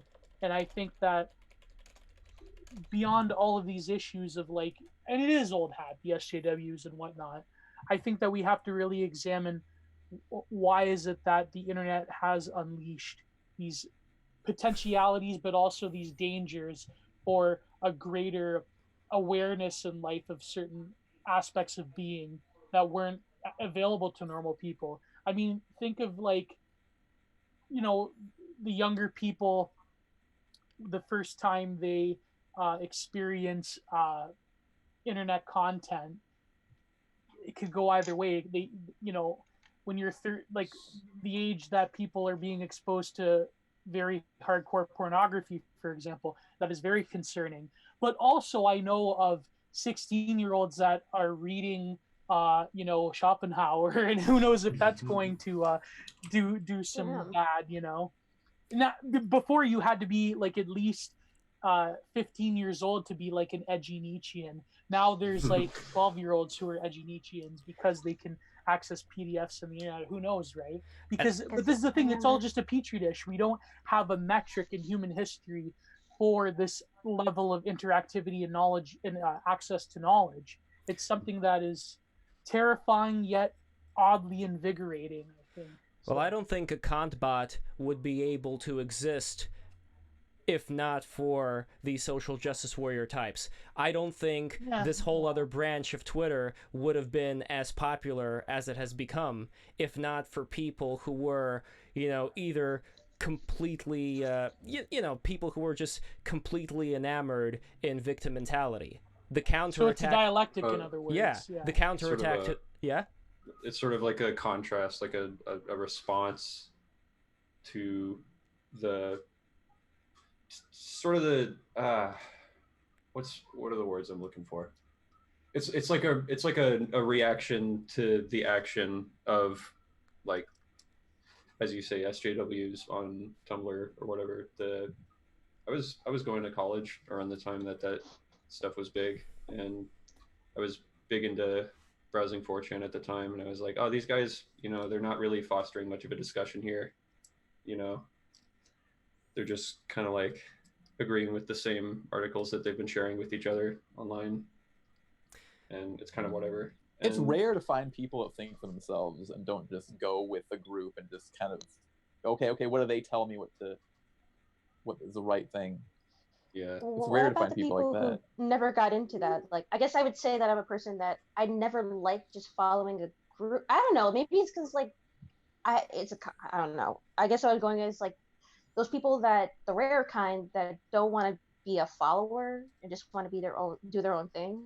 I don't know. Maybe I just feel like from that kind of point of view, because I think like I could have been that kind of person where like I could have succumbed to victimhood mentality, and I feel like maybe I almost did if it wasn't for me keeping up with certain things. And I kind of understand why. It's kind of a drug. It's kind of an addiction. Like, you get all this love from these people that are just infantizing them, where it's like you get these like love bombs from people, like, oh, good on you, you're a this, and you get a pat on the back. So maybe it's like a drug in that way, where, oh, I'm a victim, please coddle me because I'm a victim. I don't know. Or that's how I viewed it. Correct me if I'm wrong. I used to be more in a camp of just like reacting to the people around me with like I don't know, I found the sort of vitriolic approach to the issues they were talking about really repellent. But in retrospect, I think now, like me now, would definitely agree with some of the things they were trying to say. It's just that, they seemed very much in their own camps, and thus it felt like, people in the other camp were just reacting like people in these opposing camps are just sort of reacting to each other and spreading the divide further and further by just being so vitriolic to each other. And like now I haven't opened up 4chan in about 3 or 4 years now, and I thought you were gonna say like 3 or 4 minutes. It's really not, and it's become a Skinner box. Yeah. I'm definitely a lot more left-leaning than I used to be. What are some things that got you to be more left-leaning? I don't know. I have a sort of, you might say it's kind of an immature sort of optimism. Like I do believe that human beings are capable of reaching that sort of Star Trek future where we've gotten over all of the shitty things about being human, and we can like put all our heads together to work towards something that's sustainable and works for everybody. Like I'm definitely probably a hopeless optimistic in terms of that. How about yourself, Javier? I want to make sure, by the way, that Javier is still here. I'm not sure. I haven't heard anything from him for a bit. I'm still here. Okay, just making sure. Just making sure. I was gonna say, Javier, I love your constant changing of your avatar. Like I'm just seeing on the computer screen. entertainment. Love it. Oh, Can't wait to what to say Mr. next. So Fanta Show, Yeah. I'm still curious about, like, you're talking about Star Trek. We have a mutual, well, Jules and Jules is going to be here, I think, for the next live stream. Jules has a common friend with me, BJ Murphy, who is in the transhumanist community, and he believes in, like, fully automated luxury space communism. Oh no, Dude, no. Oh God, I remember my senior year of high school, the teacher put on this documentary about transhumanism, about how like Kurzweil is trying to cure death, and the whole time I was like, you know what, that wouldn't be bad, like putting my consciousness in like a machine of some kind that could contain it, if we somehow find the means of measuring that shit and transferring it, whatever. Like, of course the machine can't possibly last forever, like human consciousness can't possibly last forever, and we can't cure death, but like, I don't know. No, that's true, and we It's have a a lot pretty- of, like, But that's the thing. But the spiritual poverty in that, though, to look at immortality through purely material lens, it's just. Sorry, I don't mean. No. I'll well, start you're fan absolutely posting right. you to talk about Kurzweil. And what I would love to do, by the way, is, like I was telling Gio earlier, I like found a globalist. Yeah. I found myself I in a don't know weird anything position. about Kurzweil beyond that documentary that I saw in high school. If you want, by the way, Gio, and I would love to do this, for our next show, I would love to connect you with one of the members of the United States Transhumanist Party. Oh my and god. Oh. You guys could just have a Okay. free-for-all, because I'm just really fortunate that I got to meet all these different people from, just like right now, I am talking to people from completely different walks of life. I can see where transhumanists are coming from, personally. It's a very interesting thing. I'd be very anti-transhumanist. Are they the people that think we'd be better off if humans were all dead, basically? No. It's more like those are nihilists. Yeah. I mean, I do agree with that to some extent. Like, I had to read some Nietzsche for school, and I was like, yeah, maybe intelligent life was kind of a mistake. But well, yeah, transhumanism is more about like kind of shedding the flesh and becoming something greater through technology. Or shedding the something flesh. like that. You mean like putting our souls inside of a robot?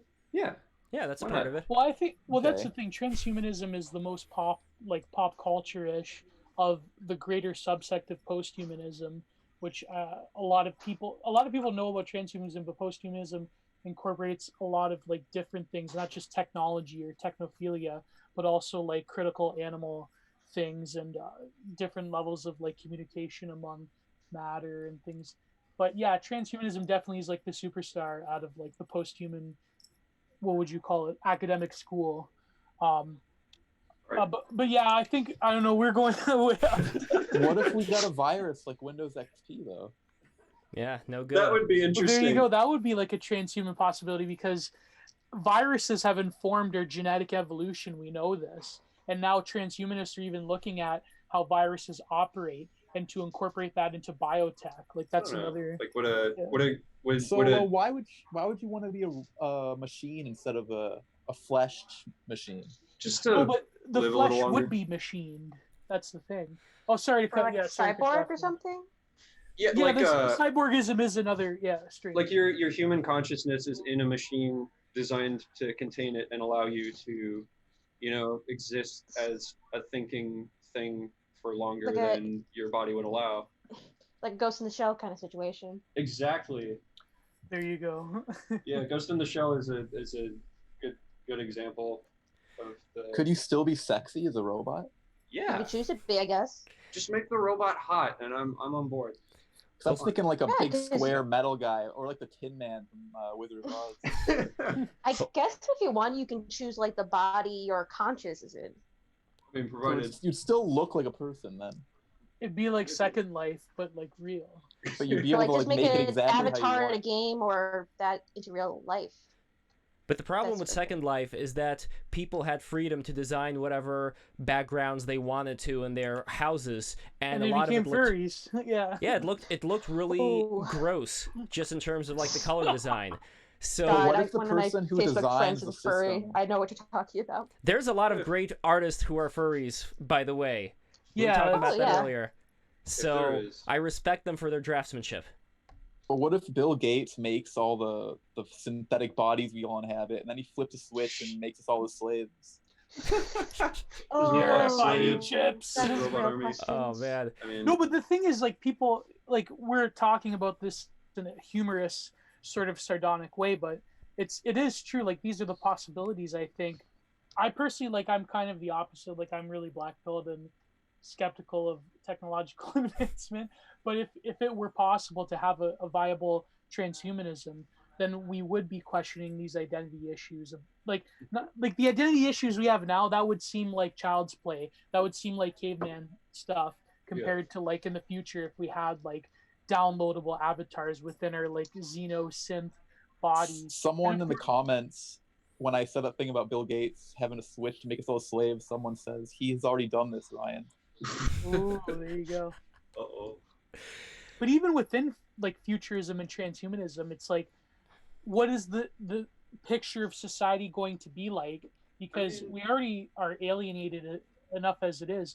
We don't Like, and what would happen if it becomes like a future envisioned by Ray Kurzweil, or a future envisioned by Lev, should I name Nick Land? But Sure, yeah, of course. The yeah, future- future envisioned by Nick Land, or who knows, right? The transhumanism future I've always had in mind is like it doesn't necessarily have to be robots occupying the physical realm. It could just be like a big, like, pretty much like a game server where all the consciousnesses are like avatars in like a sort of digital. Right.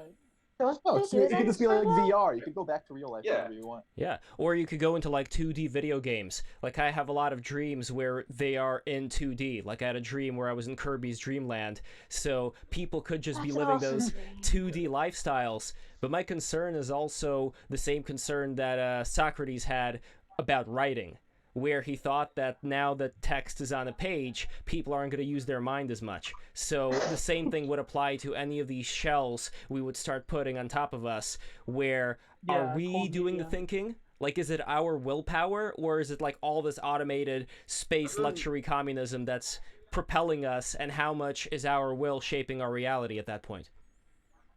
You know what's crazy is that a year, not to, like, this is a total shameless plug, but if you go to my blog, I still have it on my collected works. A year ago, I wrote this article basically lighting up that film, Ready Player One. You know what I'm talking about? The Oh, Spielberg. yeah, I was thinking about that.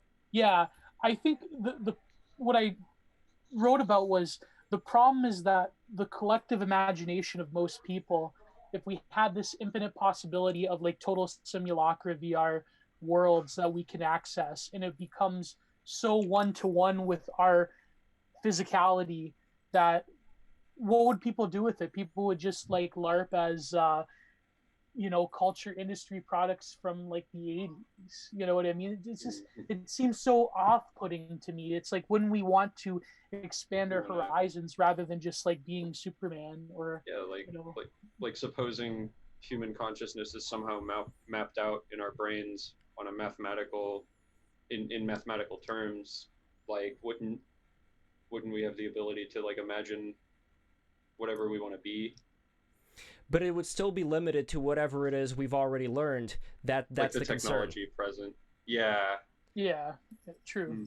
So as far as like the brain being a receiver, I'm a big fan of that theory. That's kind of like Nikola Tesla. Let's take him for example. He always had these visions of how things are constructed in his brain before he ever put it on paper. And he also talked about how like every time he breathed in, he just like experienced like a reaction that's very close to how people describe the Kundalini working, like this process of this spinal primal energy like going up and down and just turning the body into like this blissful state. Like every time he breathed slowly, that would happen, according to his friend who wrote a biography about him.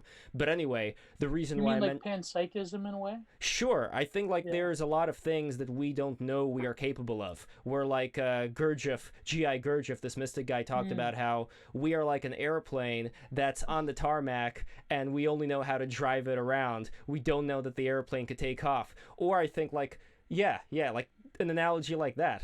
I think that there is so much potential. Absolutely. It would be really nice to know what consciousness really is. if it has any physical manifestation. Well, it does us. Yeah. We're like a microcosm of the universe. The Egyptians were all Where about does, that. Where does the internal mind really lie? The thing that's inside that you don't see on our faces. What did Rumi? Yeah, what did The Rumi breath say? of God. Yeah, exactly. Brahma's breath. Well, that's what Rumi said, that you are not a drop in the ocean is in your drop. So that's very deep. It's been deep. Oh, I have to think about that. But it's like I don't think there is an actual space where there is this infinite oneness, but it's everywhere and nowhere, to put it like that.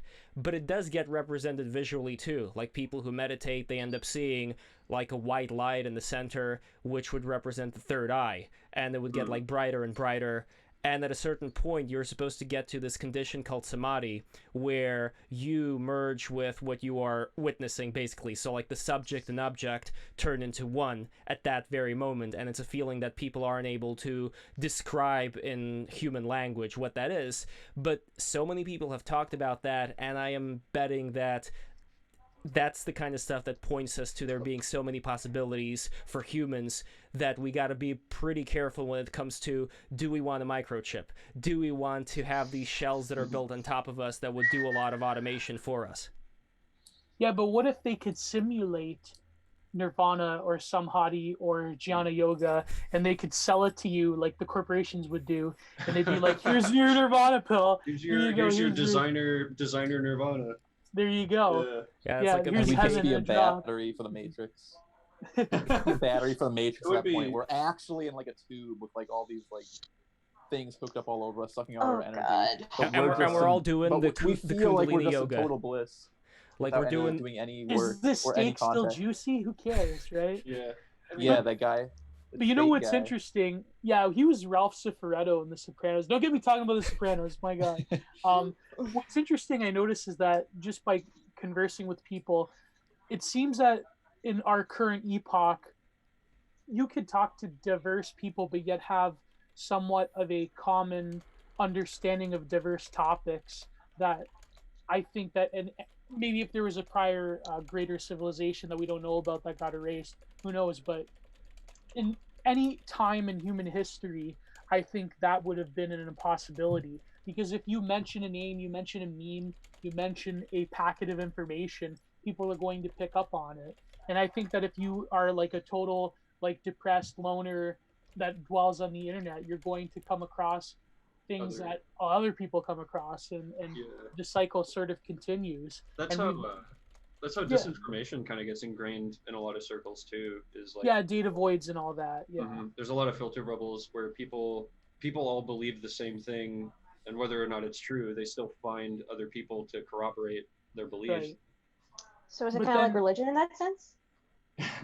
Religion is a good example of that. Yeah. Yes and no. I mean, I think that another reality, there's that, what you were saying, Fanishow, I think the other side to that would be what they call the hyperstitional, which is a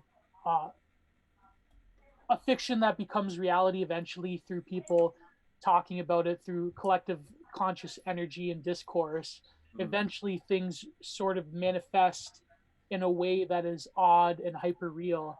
And so the one side is that, yes, there are data voids that a lot of nefarious people exploit and a lot of gullible people buy into. But also it seems that if you meme it long enough, then it will come true. It's meme magic. Meme magic, there you go. That is hyperstition. So... Well, that's also something that Giorgiani, this writer Jason Reza Giorgiani, was talking about in his book Prometheus and Atlas, where he envisions there being this spectral revolution that's going to occur when people will find that, hey, I'm actually capable of affecting reality. And that's where a lot of danger starts. It's kind of like, okay, like I don't, and all that, yeah. I don't even know if I should mention this part of the manga, but how many people here, like Berserker, have already read up to the... I haven't started. I haven't started, but it's okay. I haven't even you made can it say to the whatever. fucking I'll boat. catch up with it eventually. See, I don't know. Should I say it? Like, what ends up happening? Should you? I know, I'm caught up on it. I love Berserk, but I haven't even made it to the fucking boat. Is it Somewhere there. I don't know which boat exactly you're talking about. I think there were There's more boats.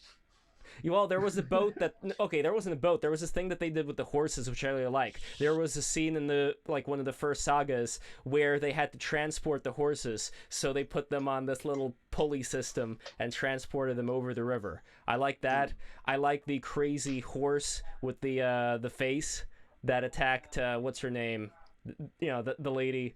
Oh, anyway, what I want to get to is that and I don't think this is really going to spoil Berserk, but it's the same idea of things that are in the spectral reality, things that are like fairies or nymphs or goddesses. Like there's a really cool book I recommend everybody to read called Daimonic Reality by Patrick Harper. And in that book, he talks about a lot of these experiences people had with daimonic forces in the form of UFOs, gray aliens, but also really weird looking creatures.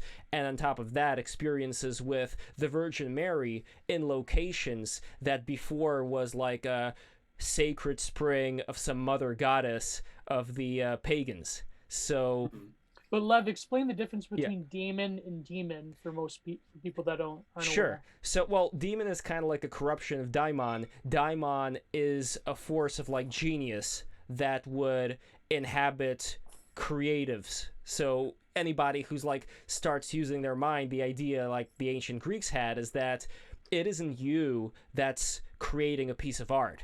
It's like some otherworldly force. Yeah, forces are working through you. And in fact, the archaic Greeks believed that everything anybody has ever done was done through the gods, and people are mere puppets. And these Jungian archetypes, for example, those would be the forces that work on us, while we think we're the ones who are actually making the decision. Now, there is also... Jung talks about that with the artists as well, Yeah, but there is also the idea of the self, which I'm getting into now with the I Ching, which is this fortune-telling... I don't know exactly what you would call it. It's like this technology that enables you to connect with the self. And from what I understand, from what I read, like the Gnostic version of what this is, the self, is all these different forces that act upon us are like the archons, are like these deities that want to express themselves through human consciousness. But the self is also one of these deities. It's like a higher level version of you who knows way more than you do, but it's a version that'll allow you to live in harmony with the rest of the universe. So you're not going to do things that would cause trouble for other people. And that kind of self is something that people would try to connect with through the process of inner work, through the process of alchemy, meditation, pranayama, all that stuff. So you could say like that light that people would see when they meditate, the third eye, you could call it God, but you could also call it the self. Like I think it's pretty close. I don't know how many levels there are. I don't know what the cosmology is here, whatever, but it is a very interesting concept to me. Is this all part of the book you mentioned? It's part of a couple of... Yes, Daimonic Reality talks about different experiences that people have had, like personal experiences with encountering these daimonic forces, and then attempts to like put them in a certain classification of like... they're not solidified as to this is going to be the Virgin Mary, this is going to be this goddess. Like, it changes form depending on a relationship that people have to what they expect to see, while at the same time there being other primordial things that would change their form to meet that expectation. I do kind of believe that every human being on some level is just God, but he made himself forget he was God because he was bored of being God. Bored is an interesting term. I don't know. Like, Gio, what do you think? Is it boredom? Is it just succumbing to, the joy of physical matter? It depends what tradition you're working in. Of course, I come from the Catholic tradition, so there is a fallenness to the nature of man. We are disconnected from the eternal logos, the word, the logic, whatever the connotation of the laws and consistencies and natural order of things themselves. But of course, in Hinduism, there's Maya, illusion. There is Abhidharma and different things in the East and so forth. But it's interesting you mentioned Gnosticism, because the archons, as you know, they project false images and shadows to the inner consciousness of people that are being deceived. Mhm. And when you look at technology and the internet today, and you look at these various hyperstitional forces, I mean, meme culture and so forth, I mean, it's the projection of false images that become real over time. So there's a lot of like these really primal forces that are starting to bubble up through these mediums that we're engaged in. It's really crazy. It's like some really out there stuff, you know. But why do the Archons want to do that? Because what do they get Well, out they're of it? forces of like negative energy and the demiurge and so forth in Gnosticism, which is like Who are the false- Archons? The Archons are like, aren't they the servants of the demiurge? I forget. It's been a while. I don't want to fumble this, but yeah, the demiurge is like the false creator god that created our world in Gnosticism, and it's like the true god of light is up there. We have to reconnect with him, and what about at least Sophia? Well, Sophia is like this is the getting true complicated. light. Yeah, better take notes. Damn, it's getting deep. Well, of course, it's all heretical. It's all heresy. It's yeah. I'm gonna grab another beer real quick. BRB. You know what? I'm going to Yeah. fill my water. Need a lot more stuff, so. So I think I Horsey, should you'll take my I should place take. for a while. Here's Mr. Horsey. I think I should take this opportunity to thank everybody who's currently watching, and I could go on for as much as you guys want to, but I don't want to keep anybody either. And I also want to say, for those who are watching, please like, comment, and subscribe. Like a lot of the YouTubers say, it's very important for us because we're just getting started with these live streams. We had a bit of a hiccup in the beginning, but we're going to keep doing these things, and we're going to have like one-on-one conversations about like a heated discussion. And please tune in. We're going to have a lot more coming our way. Somebody's You coming need to into open my... up a can of worms. Yes. Well, on there's another topic. To there's make no- it yeah. What do you guys think of the framing and characterization of the incel thing to begin with? Like, what do you think? It's like a spook? Like it's not a real thing? It's just like this media creation, or do you think that the incel speaks to a demographic that the documentary was trying to profile? You're young talking men. about just in general, or the way the Just- documentary framed it? Well, there's a difference because the way that the documentary, because it's the first time it's been portrayed sympathetically, but just in general, I'm curious to hear people's thoughts. How did the documentary frame it? Because I only saw like the first 10 minutes, like I said. It was trying to I'm back. see. It's Hey. different. It's difficult because the documentary really doesn't dwell that much into the socioeconomic issues and the cultural issues that create the incel, but they basically try to present incel. I don't know if you can even say incel culture, but they basically try to present it in somewhat of a light that isn't entirely negative, like these people are Yeah. just terrorists and evil misogynists, I think but it was- that there's actual legitimacy to their worldview in some ways. But that's the thing, because the people they profile wouldn't even consider them incels, which is another critique of the movie. But that's whatever. I don't know if it is even specifically about incels. I think it was more just about the climate of isolationism felt by, most young men who are Yes. active on the internet a lot.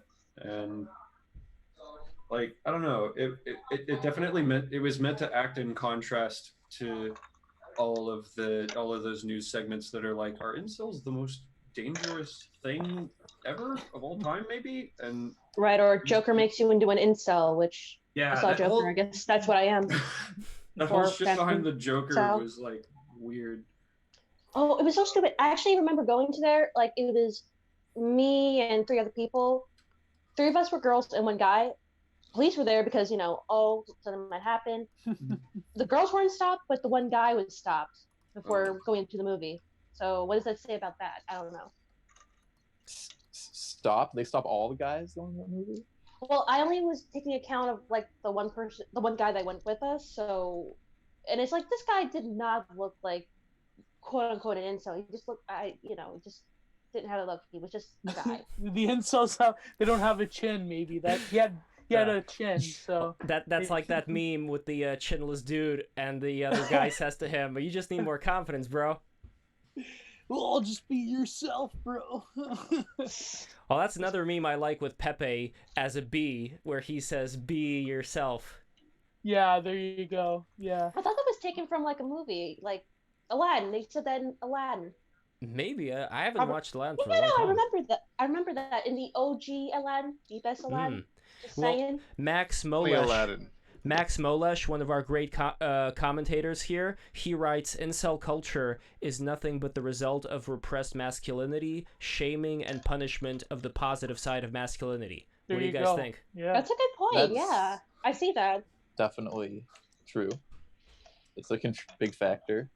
But then the repression breeds a stereotypical hyper masculinity that is a caricature. So it's like if you're pushed to a certain point and you're, this is classic Freudianism, right? The libidinal economy of the incel is one marked with repression, and then the counter reaction to that repression being like extreme misogyny, which is, and yeah, I mean, I'm not going to lie to you and say that the memes aren't funny or whatnot, but it is, I think, a serious issue is that when it crosses over from irony into a deep, sincere bitterness and loneliness.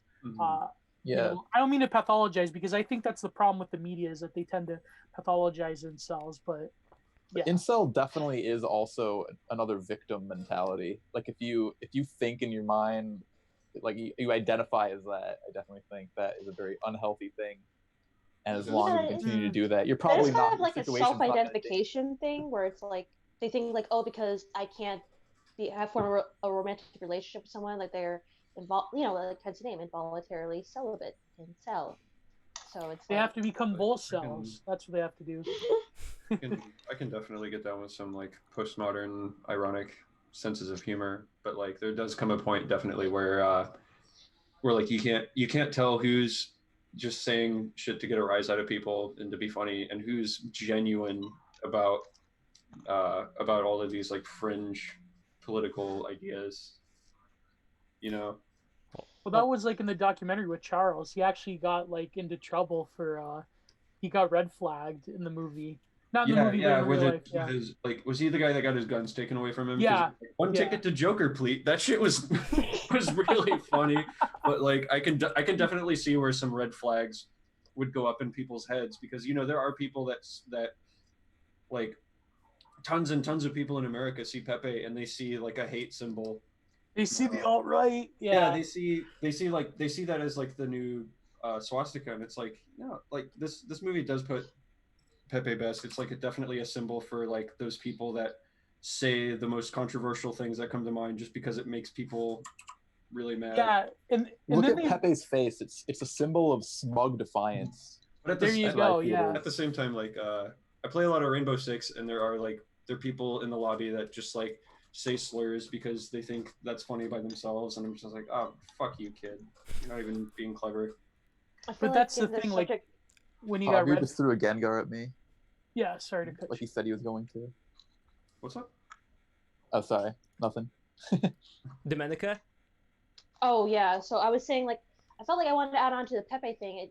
I felt like Pepe was like this thing that was a product of the internet where it became like a different meaning to different groups. It's like I think to like the Hong Kong protests, and they used Pepe in the Hong Kong protests as like a symbol, like I forget, I don't know, but I just remember like they use it for their own means, and like it just feels like Pepe becomes whatever.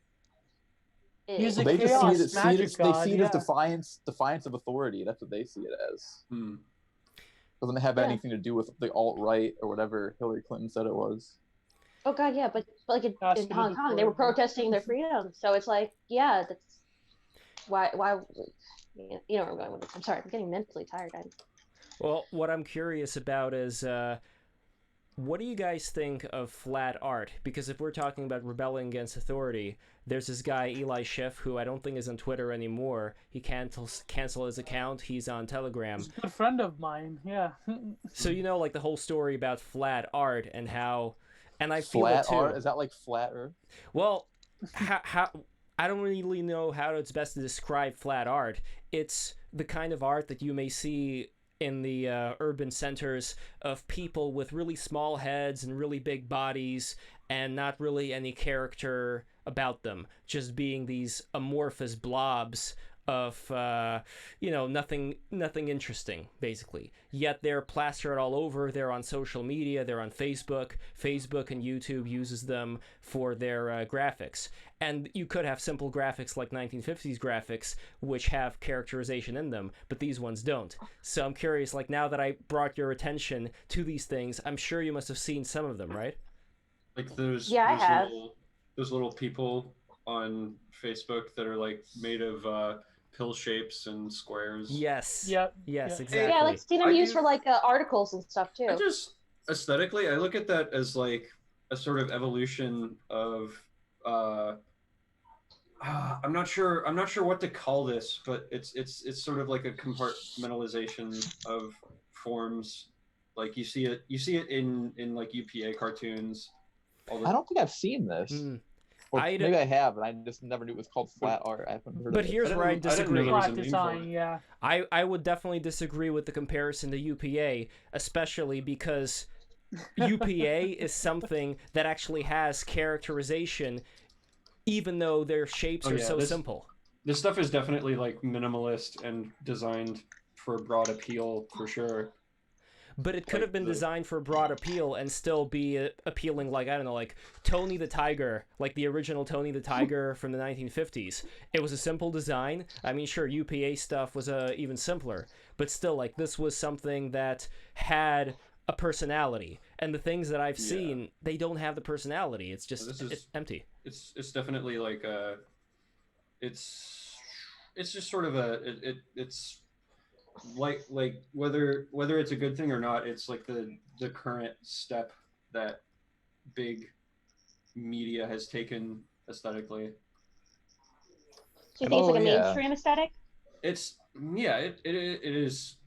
it is definitely more of a mainstream aesthetic, and personally I wouldn't go for it just because it's like, I don't know, there's not too terribly much like expressive potential in that kind of thing, but I can understand why a style like that would be used, because it's something that doesn't really that doesn't rub particular cultures the wrong way. It doesn't offend. Accidentally. Exactly. See, that's the whole point, right? It's like that South Park episode where they decided to get rid of anything offensive about Christmas, and they were left with this guy like happy, happy, happy. I don't remember how the song went, but is South Park flat art? No, South Park is not flat art, because they actually managed to use those shapes in such a way as to elicit a certain characterization, you know, like you could... It's personality. Yeah, exactly. I'm like, compared to flat art, like, yeah, I don't feel like there's personality with these drawings, even though they're supposed to be people. They're supposed to be like doing something similar to real life, but it doesn't appeal. Like something like South Park, it's kind of the same thing where it's like, it's flat, but there is personality to it. Like, between these characters, like how they look and all that stuff. So visual style. You can have flat art with personality, right? Because I just looked it up on DuckDuckGo here, and it's just like art that's flat, that has made of like flat shapes. Is that what you're talking about? Yes and no, because it depends on what, let's say, very small it's like explainer lines. Video stuff. Sure, but like, I don't know exactly which ones you're looking at. You could have something that's very simple, like South Park, like UPA, but depending on how you have the line, think of all like the Japanese mascot arts that they have like in city streets. They just draw like a little bunny rabbit or a little cat made out of very simple geometric shapes, but you could see that it's a very happy looking cat. You know, you could see that like these are like the Japanese oni, like the Japanese spirits being imbued in the simplest of shapes, and it makes people feel at harmony with nature. So it's like, we need more of that. Like, we need to import more. What about like the mascot? Oh, I'm sorry. What about the mascot characters, like something like from Sanrio, like Hello Kitty, or maybe recent stuff like a Retsuko? Yeah, Hello Kitty's nice. Well, I think the difference... Oh, sorry, I was cutting someone off. That's okay.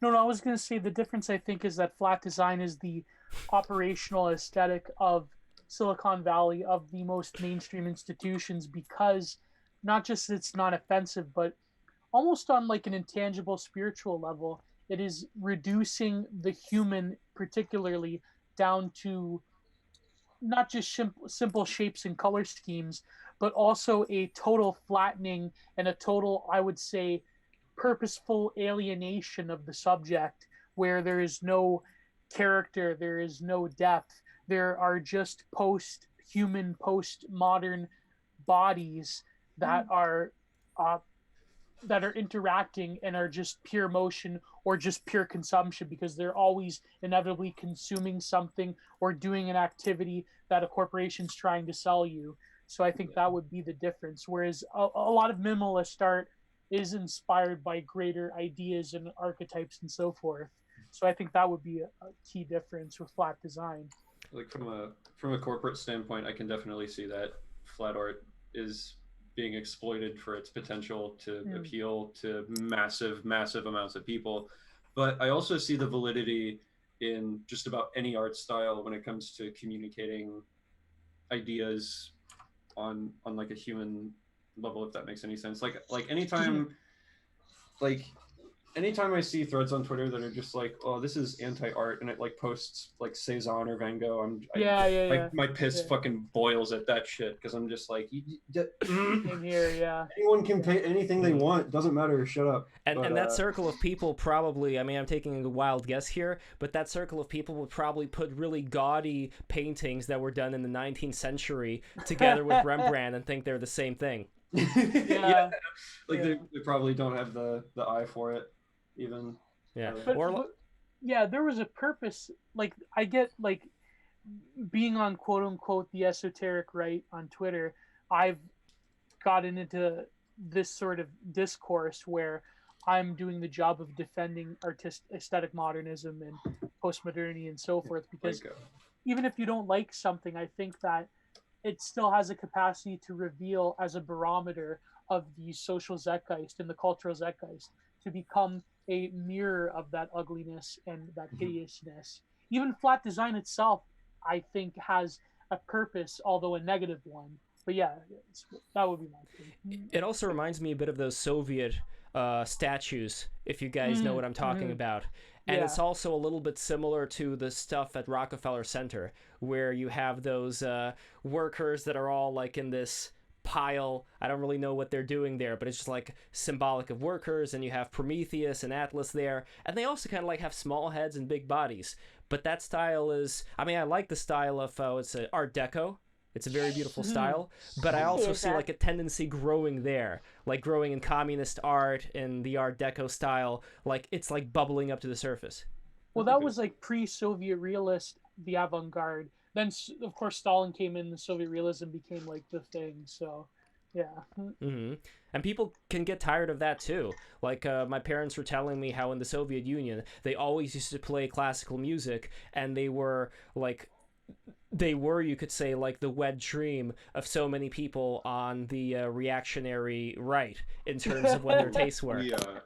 We saw this when I was in college in animation history. We saw this Soviet animated propaganda film about these songbirds, and like the songbirds were whistling in like classical music, and then there was this one songbird that came along that was like whistling in jazz, and they shunned her from the community. They were just like, this modern music is a plague on our art or whatever.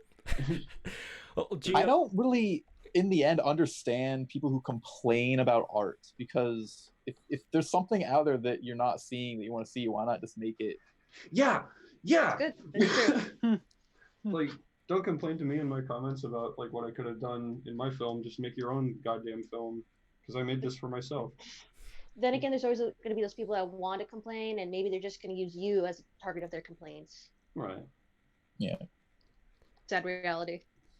I like one of these comments that I saw here from Sean Ovens. Malevich Black Square has more personality than the flat art. Who is that animator? You guys, these people in animation.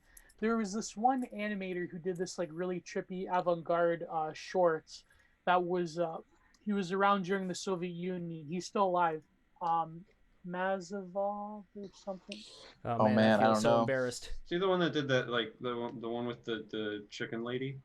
Yeah, that one in the school one. Yeah. I love that shit. Yeah, I think it was him, but I can't believe I forgot his name. But he was one of these people back in the day, one of these like OG avant-garde animators that was doing things that would be considered shocking and quote unquote degenerate for the standards of the Soviet Union at the time.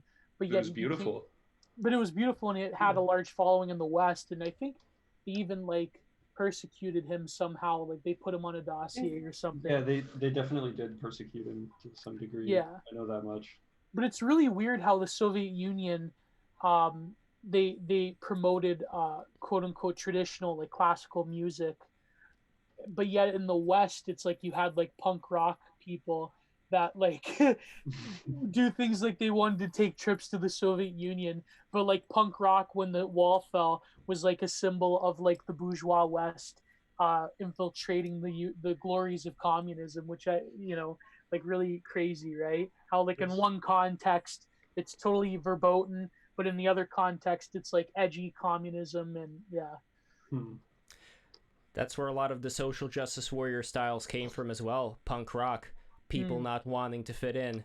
And there is that idea of, what is it called? Apostosis. I'm not saying... Well, they want to fit in with each other a lot. That's a good point. If I can add in on that, like I became like enamored with punk rock music for a good number of time, and from what I got from it, and actually did know someone who would consider themselves punk, is that it was about freedom, it was about independence and individuality. So I feel like the modern connotation of punk has become kind of what they were against, conformity, which is like, oh, you got to be this to be punk. And it's like that wasn't what people considered that, because even when you look at the punk bands, they have all these different looks. There wasn't just one punk look. Like there was the Sex Pistols look, there was the Ramones look, there was even to the modern pop punk stuff like Blink-182 or even My Chem. I feel like yeah, technically they count. Yeah, but by the time Blink-182 came out, punk was pretty much on the outs. There's a right, shitload of that, so they were at the end. There's a shitload of that like punk purism in the scene around here. That's just like, oh, you're not wearing the right studs, conform to our non-conformity. And that's why I'm just like completely fucking detached from that shit now. Yeah, I wouldn't blame you, because I feels like it kind of lost itself. Like, I don't know, because like from what I learned about it, because I wanted to learn about like what it meant to be a punk, and it seems like individuality, like being like your own kind of person, but there was like an independence to that and not conforming to the mainstream views, which I don't know. I even can quote a Ramones songs, Commando. One of the things in there, don't talk to commies. So it's like even they weren't totally communistic at a time, I guess. I don't know. I need to obviously find more stuff that I guess is more like that. If you want to see like a classic example of a punk, look at the statue of the dying Gaul. The Gauls and other tribes people during that time of ancient Rome, they turned their hair silver by using this chemical dye that was like found in like some natural springs. So they had like this, in it? Yeah. Awesome. they had like the spiky hair, like the spiky silver shiny like chromy hair, and they were wearing these like necklaces, kind of like people wear today on their wrists. It was like a line and then two balls, and those two balls were over here. So this necklace was the only thing that this dying Gaul statue was wearing. So you can imagine like them running naked out to battle, just being all like maybe even drugged up. Like I know the Scythians did drugs, but like like all drugged up and just like ready for action. That it's very punk in a way. That does sound punk.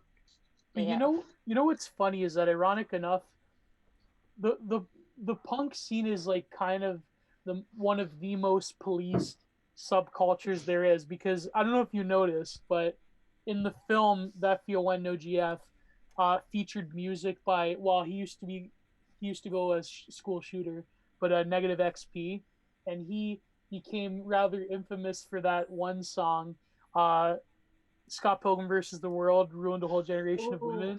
Yeah.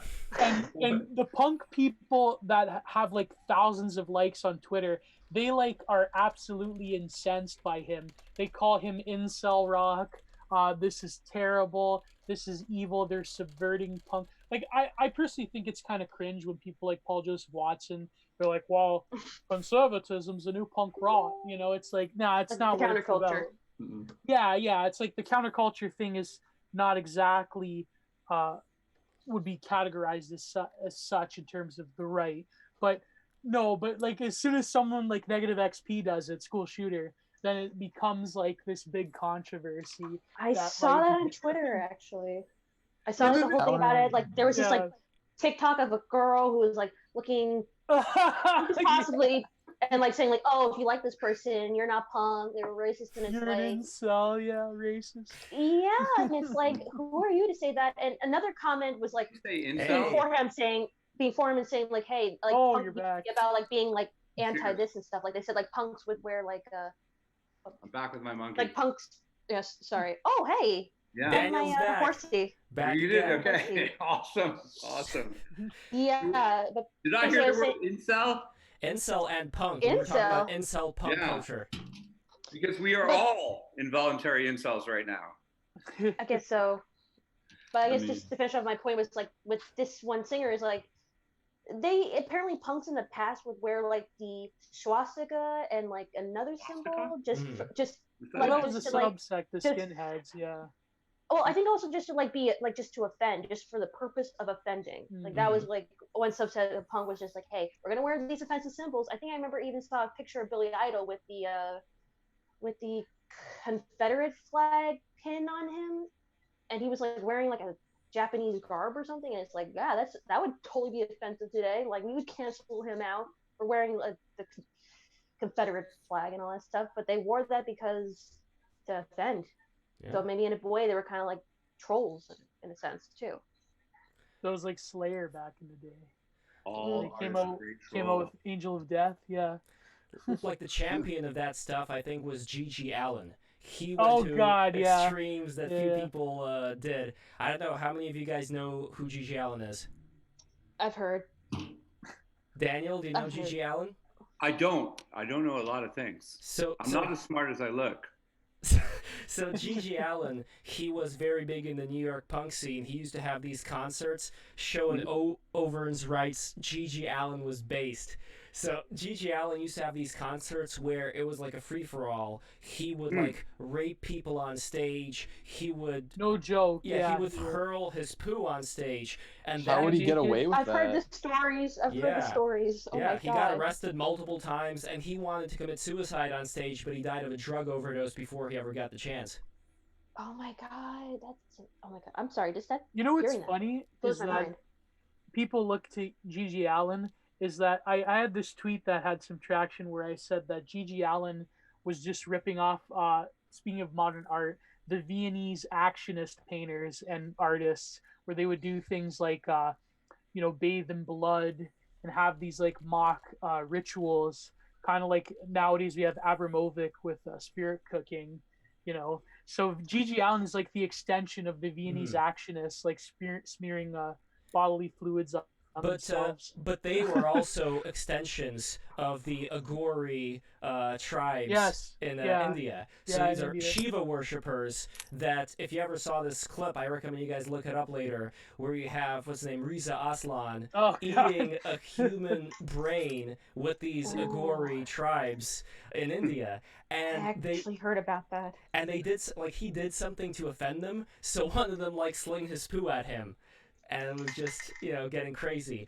But I think the reason why they do it, from what I understand, is they want to get themselves into such a level that it doesn't really matter that they are in this condition of chaos, that they could transcend this human condition through this process.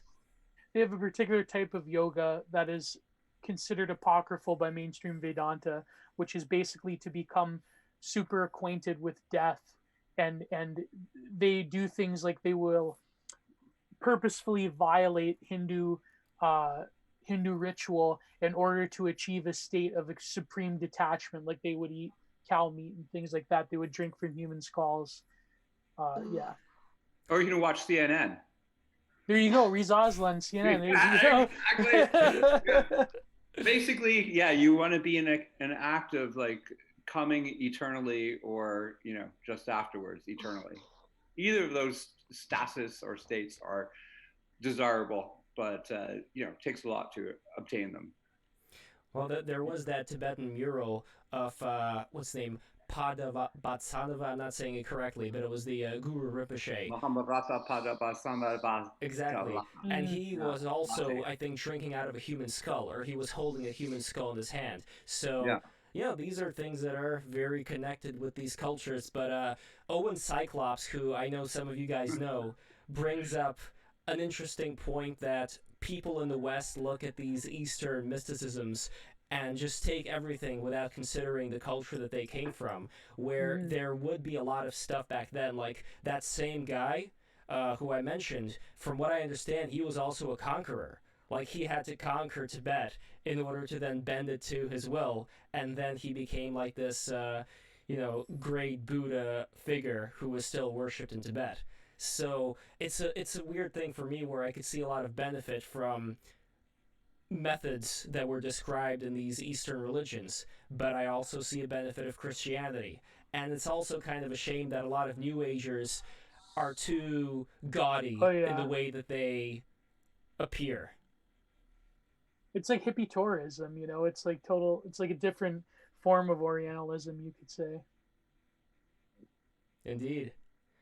Who said it? Like, are you, Lev? Yes, like, sir. Are you Eastern or are you Western? Because there's an argument that Russians are like... Yeah, they're both. Yeah. Exactly. East is East and West is West, and never the twain shall meet. You know, and you might be an Easterner. You may be in the middle. I mean... yeah, like, well, I'm... the mindless Eastern, adherent. I am right in the middle. In fact, I think I'm right in the middle of all of these different communities too, like I was saying before. And there may be some kind of reason for that, who knows, but I am half Jewish, half Russian. So my mom's Jewish, my dad's Russian, and it's very interesting for me to see all these different things go down today as far as this clash of cultures, and analyze them and see like where they drew from. Like the Jews, for example, I think it's very likely that a lot of their ideas... Oh, here we go. No, you don't know what I'm about to say. You don't know what I'm about to say. The Jews, when they went to Babylon, when they were exiled in Babylon, they were exposed to Zoroastrianism, which was the dominant religion during that time, like the time of Cyrus the Great and so on and so forth. So the idea of having a personal willpower to choose between good and evil, it's something present in Zoroastrianism, and from what I know, not so much present in like the Hebrew faith with Yahweh, being our guy, and that all the other gods, like, I think there were other gods, but Yahweh's the best and he's our guy and he'll kick your god's ass. Like, that was like the old, and the new was this more esoteric, I think, idea of like this cosmic dualism with Ahura Mazda being like the godhead and Ahriman being Satan. And a lot of the stories that we find in the Torah, they originated during that Babylonian captivity. They did, yeah, that's true. So we have the Iranians to thank, going back to Jason Risa Giorgiani. We have the Iranians to thank. Funny how you're pulling Giorgiani up, because Giorgiani is like the antidote to the like alt-right like Nordicist worship strain, like neo-paganism. He's like at odds with those type of people. You know what I mean? Like, there's like the Iranian people who are more open-minded to that stuff. Then there's like the total like Richard Spencer, like golden one.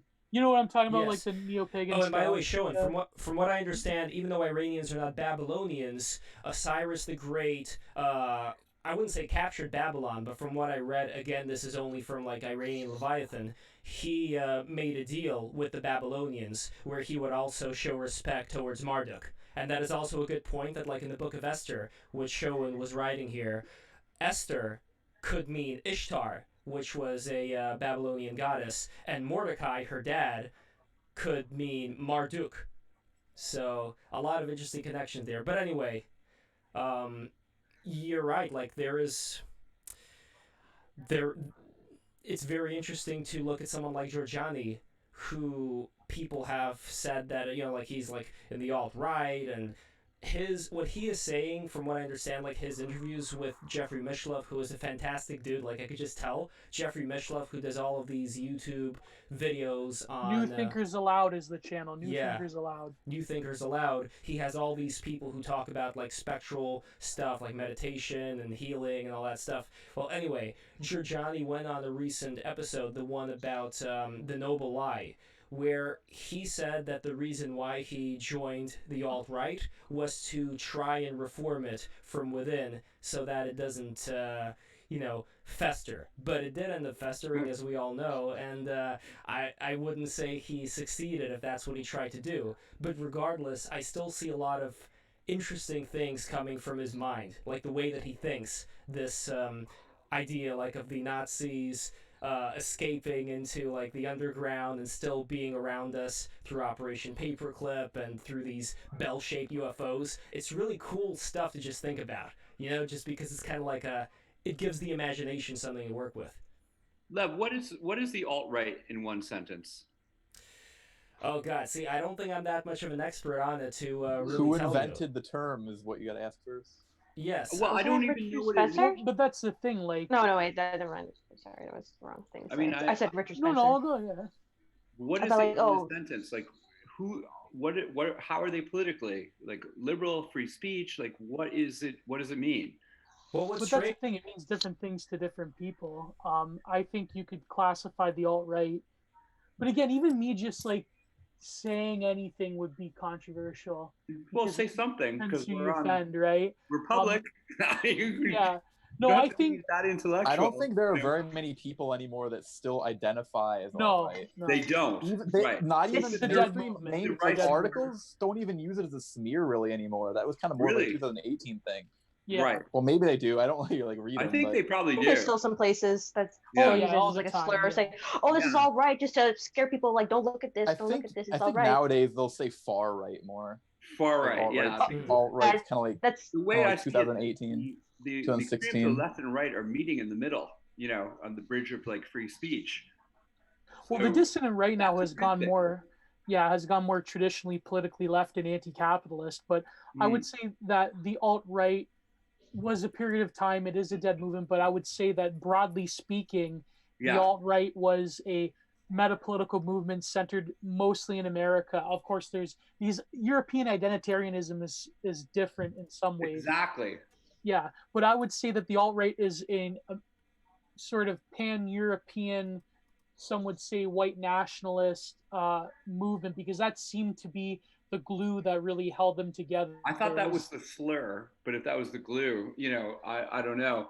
In some ways, but I think that you don't even have to be explicitly white nationalist to identify. I think that certain ideas, even though the alt-right is dead, I think some of their ideas have still lived on in terms of identifying with one's identity, but that identity in itself cannot be sort of strictly like in Europe, where like what is a white person, right? I think that they have the things that held them together was this sort of pan-white identity that involves race and IQ and things like that. I personally have never identified as alt-right. I don't. I think there's severe limitations with a lot of that sort of worldview. I would generally identify with the traditionalist right in terms of the philosophy of traditionalism, but even that I'm more postmodern, so it's like it's really crazy, but it's kind of like a you doing you type of thing, where if some people ways, want to be I guess you could say like Varg, for example. For those who don't know who Varg is, he was is it black metal or death metal? Black metal. Yeah. So he was in this black metal band called Burzum. They burned down churches. He was Burzum, like it's a one-man. It was a one-man Oh, he deal. was Burzum. Okay. Yeah, I'm not as familiar about his past. I just know that there are like videos of him talking about like Nordics and growing your own food and stuff like that. He's a neo-pagan, Which record was it that he recorded from prison? Oh, he recorded 3 different records from prison. I think the one... Philosopher was the one right before prison. Okay. Yeah, he also killed his friend Euronymous in self-defense. In 27 self-defense, 26 stab wounds. self-defense. So Everyone knows that, like, Boris Johnson, for instance, in England, is to the left of Bernie Sanders in America. I mean, and he's right wing in Europe, but not over here. So I don't know. Would you say that's exactly true? Like, from what I understand, Bernie Sanders wanted to get rid of a lot of things that unions relied on for a long time, and instead just like universalize it into a system. I don't know if Boris Johnson would have done something like that. I mean, we have different systems. Maybe not. But it's like, basically, I mean, he invested deeply into the NHS. Like, there's no question that there is community, and that they're not living in a Darwinistic type society. They are, but they don't want to be, or at least, like, on the surface of things, they don't want to be. Like, of course, they don't invest as much into poor and old people as they do into young and vibrant people. But they want to have that kind of society. Over here in the U.S., there is, like, I think, a low frequency dog whistle, that only strong people should survive. And that's why we had a previous participant, probably, very well known. I don't know him, and my apologies to him. Everyone should just do what they want. But there's a secret underlying desire to see, the weak, the people in society that need to be supported, for them to disappear. Well, would there be another side? Would there be another side of the coin, let's say, where you would have somebody who would depend on their very existence for there being tons of people that depend on them? So it benefits those people to actually have an underclass permanently. Oh, exactly. Like, this is why the proper anti-immigration take should be, I do not want mass immigration, because it will become the slave force, like at the end of the Roman Empire. Exactly. Like the serf class. Yeah. The serf class. There you go. Yeah. That's why Trump, the immigration is only halted for 60 days, because they want cheap labor to come into the country.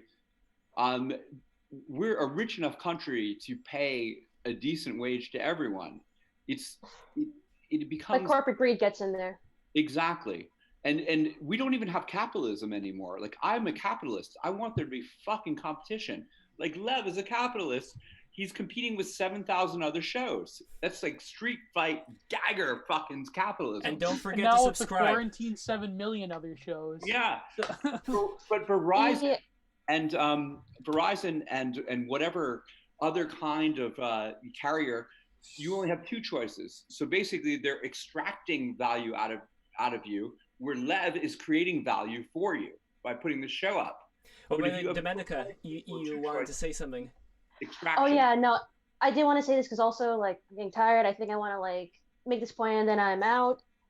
Like, I want to say, like, in regards to that, yeah, I agree with the point where it's like, it's the thing people complain about, like, oh, it's capitalism's ruining everything. No, it's corporatism. Corporatism is what is making the market like a monopoly in some say. Like take, for example, Disney. And I'm a big fan of Disney. I have an attachment to them, but I do see is that they are corporate. They are very corporate. And also, I did work in Disney, so I can understand from, like, a worker's point of view is, like, they make it corporate. I was working in the theme parks. To me, it was like the people who are working there, they work there because they loved it and they want to make the experience good. You could say that whenever you go there, it's the people that make it, because it's very corporate. People complain about the working conditions, that they're not being paid enough. And maybe I'm going a bit rambling a bit, but maybe I'm just using an experience of mine where it's like, things would be better conditions. Things wouldn't be also as expensive just to experience, like, a theme park and all that stuff, because of the corporatism, because they want to get the money and they want to milk as much money as possible, which is, like, a sad thing to associate. I consider it sad to associate the brand with that now. But and so many are also subsidized by the government. But just to think how much I agree. Disney controls, though, yeah. Like, wouldn't you say that that corporatism is an inevitable result of capitalism? Without no, I feel like if it gets too far. Like, we had, for example, the progressive era, where a lot of these JP Morgans and such create a trust with the assistance of the federal government. And later on, the first Roosevelt, not FDR, but Teddy Roosevelt came in and he smashed them all up. I still have to research a bit more about how that whole thing was done, but there is a resistance to this kind of corporate tyranny. It can exist. So that resistance could be something that would make room for actual free market capitalism. Well, Yeah, like a used to be temporary. healthy yeah. capitalism. Like it has to be healthy. Where I feel like a lot of like these corporations, they are unhealthy because I think capitalism is important. I think that is probably one of the better systems that we can run on compared to communism or socialism. So I think it's like basically that's. Oh God, I'm just trying to find the best way to finish it out. But yeah, like capitalism, as long as it is healthy, I think things run better that way. Like things are fairer, people get paid better under healthy capitalism. Under healthy capitalism, exactly. Right. Under healthy but I think the freedom. argument would be that capitalism itself, in terms of use labor, in terms of the material condition, like this is what a Marxist would say, that the material conditions itself breeds a sort of alienation from your use value and labor itself. I myself am not very amicable to capitalism. I do think that we would have to have some form of a market. I mean, obviously the problems of calculation, but nowadays it seems that these economic issues, the terms left and right are sort of nonsensical because, for example, in Canada, where I come from, universal healthcare came about as a socialist project, but a Christian socialist project from Tommy Douglas. So there was a reason for having universal healthcare to benefit based upon, the Christian values of meekness and helping your fellow neighbor and so forth. So, but nowadays it seems that in America, universal healthcare is still met with a skepticism by the political right, which is a capitalist, a liberal definition of left and right, whereas in Europe the categories are different. I think the problem is that our vision is so informed by liberalism. To keep a healthy world. I actually do gotta go. I got some stuff to do, but wait, can I just wanted to say thank you for having me on. Ryan, thank you for being here. And where could people find you? Where can people find me? Well, my Twitter handle is rwappin. That's spelled RWAPPIN. Sometimes I might even post an animation there. Excellent. Awesome. Well, Ryan, thank you so much. Did someone want to ask me something? Bye. Yeah. Before I went? What can you buy for $1,200? What can I buy a guillotine. for $1,200? That's what you can buy for $1,200. That's the I'm not sure I get it, but yeah. Love your cartoons, man. Oh, thank you so much. Thank you. All right, guys, it's been fun. Thank you See for later. Bye. Bye-bye. Bye-bye. Yeah, I think I'm also gonna go too, because like I want to just make the point about like capitalism and all that stuff, because I'm tired. I didn't expect to stay as long as I did, so I guess maybe. Thank you for staying. I'm glad you were, excited by this conversation. Oh no, it was great, and thank you for having me. It was great, and yeah, no, There's stuffed animals. Awesome. Oh yeah, of course. Yeah, I got animal a horsey. Team. And also I got an octopus. Oh Jesus, that's scary. Jeez. Yeah, I call it a octopus. It's like Cthulhu. And then I have this. We'll have like a cute little robot, but it's kind of a copyrighted character, so I'm not sure if I'm supposed to be having. I'm screenshotting everything. Yeah. Oh boy, yeah. So Library of Congress afterwards. We're gonna make clips of all these things, by the way. Like later on, I'm gonna go through this video and just take the best parts and just put them as a separate video. Oh. All right. Never mind. Christ. No. Oh no. Part in there. You can't. I didn't know what to expect here, but I guess I'll accept it. But this is like I got a bit to do. I am exhausted, but it was great talking to everyone. Great talking to you. I'm several years in. It'll be interesting to go back to this and remember what. Oh yes. Yeah, I gotta go soon too. So. Mm-hmm. Oh God. Yeah, maybe this should be the time when we all go. I don't know. Yeah. It was nice talking. I'm just gonna stay here and look at the screen for several hours. Yeah, I also have to go. It's 9:18. Okay. But guys, thank you so much, and Lev, please. Great, thank you. Lev, don't say goodbye. Thank you for having us. Stay. Okay, we're gonna stay. Like but for those who are watching, I just want to say thank you so much for watching. Please like, comment, and subscribe. We've gotten a lot of great comments here in the chat. We appreciate all of them. And Super Iron Bob, thank you so much for writing, "The corporations spin out foundations that corrupt the institutions of government and play by special rules that no one else gets to play by." It's very, very well said. So thank you, Shoen. Thank you, Hero. Thank you, Zankaku1, although I think he left already. Thank you, Max Molesh. Kind of reminds me of Moloch. But thank you, everybody, for attending. All right. Well, I guess that's it. I'm going to end the stream. All right. Stream? I'm going to Good night, everybody. Unless you guys... All right. All right, take care. Bye-bye. I'm going out.